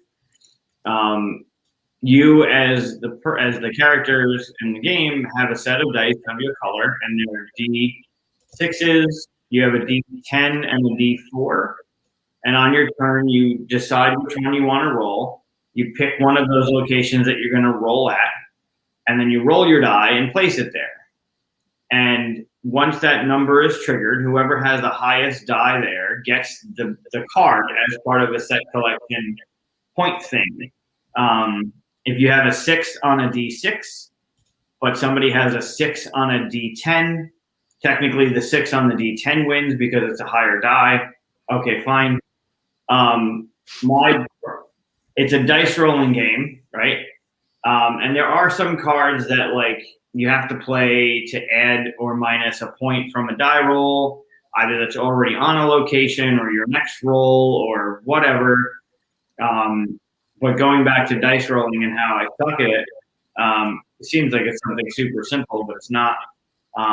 This game adds a little feature where if your die roll, regardless of modifications, if your die roll is a 1, 2, or a 3, you get to take one of those little geometric cubes into your personal supply and start building like this ring for monuments and stuff, whatever. There's a set collection bonus there as well. So some of these bases, yeah, there you go, right? You're trying to collect them in certain color patterns to get a monument in the center that are worth points based on a whole bunch of different things. So at some point, you have to roll, you don't have to roll, I guess, you will roll a d4, knowing that on the 1, 2, or 3, you get to get one of those geometric things for your collection to get the monument or to get whatever. And wouldn't you know, the entire fucking game, every time I rolled a d4, I rolled a 4. And a 4 gets you nothing because you're going up against 6s and 10s on location. So not only did I not get the cube, I'm not even getting the base. It was so bad. I hated it. So this is you right here. Every time I rolled that damn thing, it came up a 4. The whole game. Every time I rolled a 4, I'm like, all right, you know what? I'm not going to go here. Or it was at like a 13, and you needed like, I don't know, whatever. It was just stupid. So I'm like, I'll pick the 4, and I'll roll, and I'll get a thing. And I didn't even get a thing. And there's no console. Oh, I'm sorry. If you don't get the base, every die that's there, you do get a card, which you get to play as like a modifier. It was just so defeating to roll a 4. Typically, when you roll a d4, like a 4 is good. Any game you play, every game I played with a d4, you want to roll high. And I always hated the fact that I always rolled low. And I'm like, great, this is going to benefit low roll. Okay, but so there is a benefit to getting the 4, which is you're trying to get this number to capture the card, right? Sure, but not when there's a d6 on there. I'm like, all right, I'm going to go here and just get, because I need that red thing because I need to collect reds. I need 3 reds, or I need 3 of the same, or whatever the hell it is. So I'm like, well, I'm not going to win the base because the 4 is not going to trigger it. So at least I'll get in there. I'll get a cube. I'll get a card for losing. Great, thanks for the consultation. Or consolation prize, consultation. I hated it. I hated that. So there's an 8-sider. Why don't you just roll it with the 4-sider? Then you're 4 and you're... Yeah, you pick one die and you pick one location. Well, yeah, I mean, when you go back again. Sure, but by the time it got back to me in a 4-player game, the base triggered. Like it would, I never had. If it didn't, then I'd be like, all right, you know what? I want to trigger the base, so I'll throw the D10 in there and I'll roll a chip. I've never played this. I've only played this as a 2-player game. Oof. 2-player is a lot more forgiving because you can see the dice start adding up and make decisions. With 4-player, we talked about actually taking this to our game group to play it with higher player counts, and we said, I remember now, that you would just put a die on it so that someone else could get it.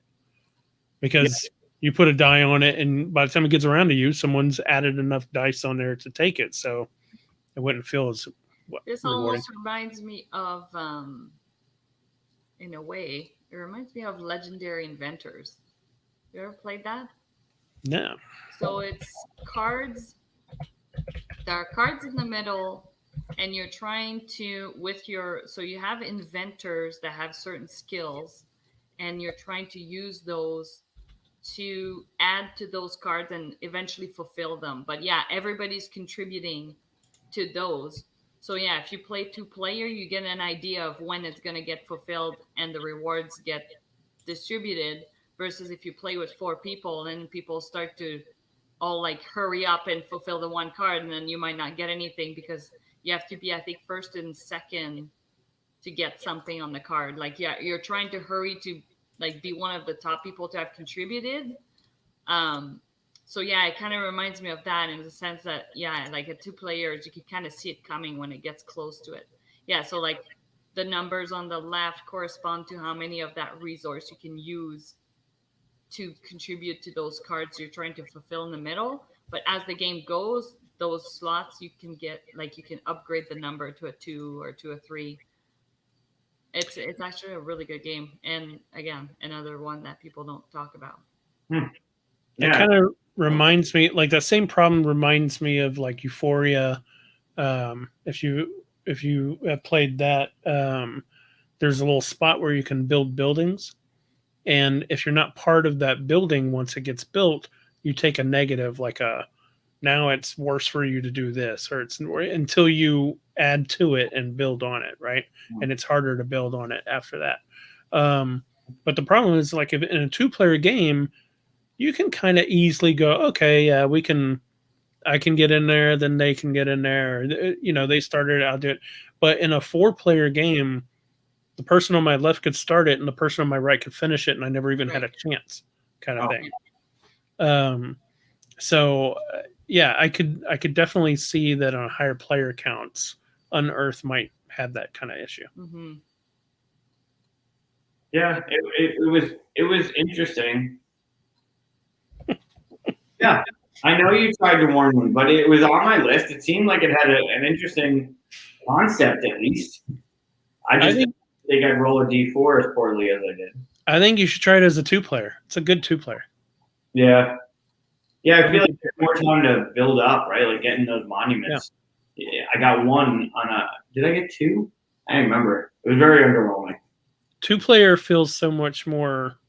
At least I hadn't played 4-player, but like I said, I saw that problem ahead. It feels like there's a lot more strategy in 2-player. Yeah. Dan is also the person that rushed Dwellings. He's what? We played Dwellings of Eldervale, and he rushed it. Oh, that was him? Yeah, that was him. He rushed it? Oh, yeah, rushed it. Like, consistently milled the deck to get the tiles out to end the game. Well, now, they warned me on that one, but... Oh. Now, I wonder, is that because he was just trying to get cards? Or because he was trying to rush the end? Oh, he was trying to rush the end. Oh, okay. Because there's a bonus one you could get. I don't know if you had it or not. The Oracle. No, it's a hex. We didn't play with the Oracle. Okay. So the Oracle allows you to get a card or a magic card without pulling out hexes. Right. So you can kind of push back the end game a little bit if that's what you're trying to do, is build up cards. Right. Oh, yeah. See, he says he wanted cards. So if the Oracle was in there, he could have been going there instead of hitting the thing. Yeah, it was the one downfall for that tile is that's where you want to go to get the cards. And of course, you only score 3 cards for every dwelling you have too. So doing too many cards could end up messing you up anyway. So I actually triggered endgame hoping that Dan wouldn't get a dwelling out to score points because that was the determining factor of winning. Oh, see, you're the one that ended it. Well, I just fell into the trap of, right, well, if you're going to do it, then I need to do it faster because that's going to make you win.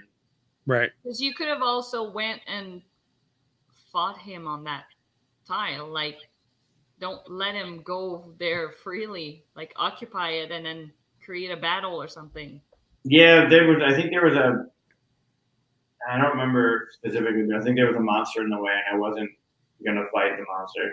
Yeah, put your dragon on that tile. Do what you got to do. I know. But my guys went to heaven.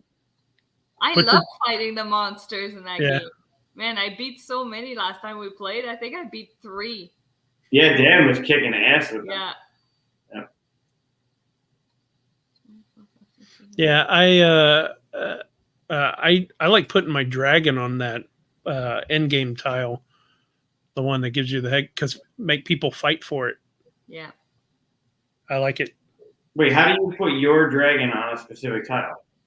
So if when you're placing your dragon. I'm thinking the monsters. You mean your actual yeah. That rolls 4 dice. Although one time I did put a person on there knowing a monster was going to come and just destroy him. But I was like, well, that's funny. Just the monster sitting on the. Yeah.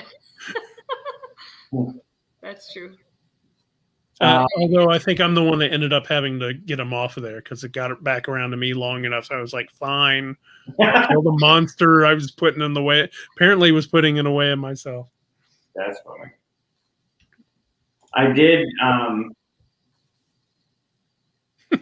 Yeah. Yeah, I have had monsters last a long time on dwellings. Like, I almost kind of wish like the rewards would go up the more they've like defeated someone. You know, like I wish you could mark how many times they've done it, and if they've survived 6 battles, you should get to go up twice on the glory track or something like that. Yeah. You know? Yeah, it's a very seasoned monster. Expansion. Ooh. Luke, listen up. I did play and had a great time with Vindication. Oh, good. So you did play that one. Yeah, same night we played that Unearthed game. Did you say something? Have you played Vindication? No, but I've been waiting because my sister got a copy like I think 2 years ago now, and I haven't seen her in a year and a half, so I haven't been able to get together and play it. Oh wow. Yeah. Stupid. Is that because she lives far away, or is that because of the whole COVID thing, or both? Well, she's in a different province, so yeah. Yeah. So this is the game that you're talking about. This is the one we early episode. I told you I somehow backed twice by accident. So I had an extra Kickstarter copy. I gave to Mike, sold to Mike. Nice. I felt kind of bad actually because you were like, "Hey, let me buy that from you," and it was like your birthday, and I was like, kind of sucks selling you something on your birthday, but hey. Well, I wasn't thinking about that at all. I'm more concerned about what was not in the box because it seemed like there was some stuff missing from the box, but it was sealed. It wasn't like an open copy. Yeah, I got my plastic sealing thing here to make it look like it was sealed. No. If you're missing something, they'll send you what you're missing. I don't think you're missing something because it was a really weird thing. I don't recommend anybody do this, but so for the Kickstarter, there was like missing spots, and they said you're going to get this one mini that nobody else will ever get, right? So they put that in there. That's your big rock dude that you got. Okay. You know what I'm talking about? I don't have that guy because I got the backer pledge version, which has a different mini that you don't have. Right. So there was no way for anybody to get both minis in one game. So was it distributed like randomly? No, there was a Kickstarter copy, and then there was a Pledge Manager copy. Oh. And what happened was I backed a thing, and it took so long. I don't know if it was real long, but you know, all Kickstarters take like a year or so. It took long enough to where when I met the guy, Peter introduced me actually. Oh, that's funny. Yeah. So there you go. It's same kind of thing can happen. Peter introduced me to him at Gen Con. He explained the game to me. It'd been so long that I was like, didn't even seem familiar. I was like, that's awesome. I'm sad I missed the Kickstarter, which I didn't. And he said, well, the Pledge Manager's open. So I went to the Pledge Manager right there and bought one. So then when the mail came, I got 2 games. I was like, what? What happened here? And I went and looked and went, oh no, I backed it and pledged it. So the one you have is from the Kickstarter. The one I opened was from the Pledge Manager. Yeah. But they have different minis. That's weird. But the insert still had more emptiness than just one mini missing. Okay, so you should have like the little sun one, the one that Katya made the image of. Nope. You don't have that one? That's a cool one. That's not. I could bring it to you. The only thing is you have to re-glue, like when it came, because they have extra parts that they sent me, and that one, like the little lady, is not attached to the sun. Oh, did she break off? Yeah, she was already broken off, but you could glue it, and I'll give it to you. But if that's missing, then what else is missing? All right. Yeah, You I was know, gonna I'm say not I gonna can do get this. up and go. Yeah, I'm not going to do this on the show. We could do this in Discord or something. Yeah. I'm nervous that there are other things that were missing. There's definitely more minis. Yeah. There's 3, I think, in my copy total. Okay, Oh, I've got like I'll take 7 pictures, minis I'll or send something you like which ones I have. Yeah, I don't know why they're missing, but then does that mean there's like tokens missing or cards missing or what else? Other than this, I thought the game was fantastic. I liked it a lot. Great. I mean, so here's the bad part. Really, is that you don't need any minis. Sure, yeah, they're not needed at all. Completely superfluous. I never take them out of the box. Yeah. You never need them. Nope. All they are is just decoration. Yeah, So- like a player marker or something. That really, there's nothing else you needed. It's like, oh, you're playing with this expansion? Okay, here's a mini that goes with it, but it does nothing. You don't even need it on the board. Yeah. Cool first player marker is one of the minis, you know. Yep. And the insert's one of the worst inserts known to man. Don't get me going. I That's have to put my impossible. board under the insert. I was gonna say that's impossible. Have you ever played Barren Park? I'm pretty sure that one wins the game. I don't know. I don't think my Barren copy of Park's- Barren Park has an insert. Well, that's the thing is I consider that an insert because it comes with like these like piece of board that you interlock and it Right. sits in diagonal in the box. Oh yeah, that's pretty dumb. Yep, it doesn't. Right. I remember that. That's the worst thing I've ever seen. Yep, that is pretty dumb. I remember that. Yeah. That's right. Yeah. Some of those Euros, they make you create your own insert. It would have made sense if it was like a cross. Yeah, But the fact that it wasn't diagonal, it was like, what? yeah, it didn't make sense. Yeah, no. Yeah, the insert. Oh, I kind of like the insert. I like that. I mean, Game Trays does amazing stuff to begin with, but the little player stuff to keep everything in was great. The card tray that divide all the cards for the different, whatever, the blue, red, yellow, like it was good. Oh. Yeah. My copy of Vindication actually, yeah, this guy right here. No, he's going to do it. He's going to get it. No, I'm not getting the game. He's doing My it. copy came with this guy broken. He has a little plant thing off the top of him. Who's that one? You don't have this one? I don't know. Maybe I do. Maybe I do. I gotta. He look. has like a little plant thing on top. But this one came broken, and I contacted them. They sent me another one. So, contact them. Yeah, if you're missing stuff, I'm sure they'll send it to you. I also have this guy. Now, I know you Unless don't they have ran this. out and sent me what was left. Sure. Yeah.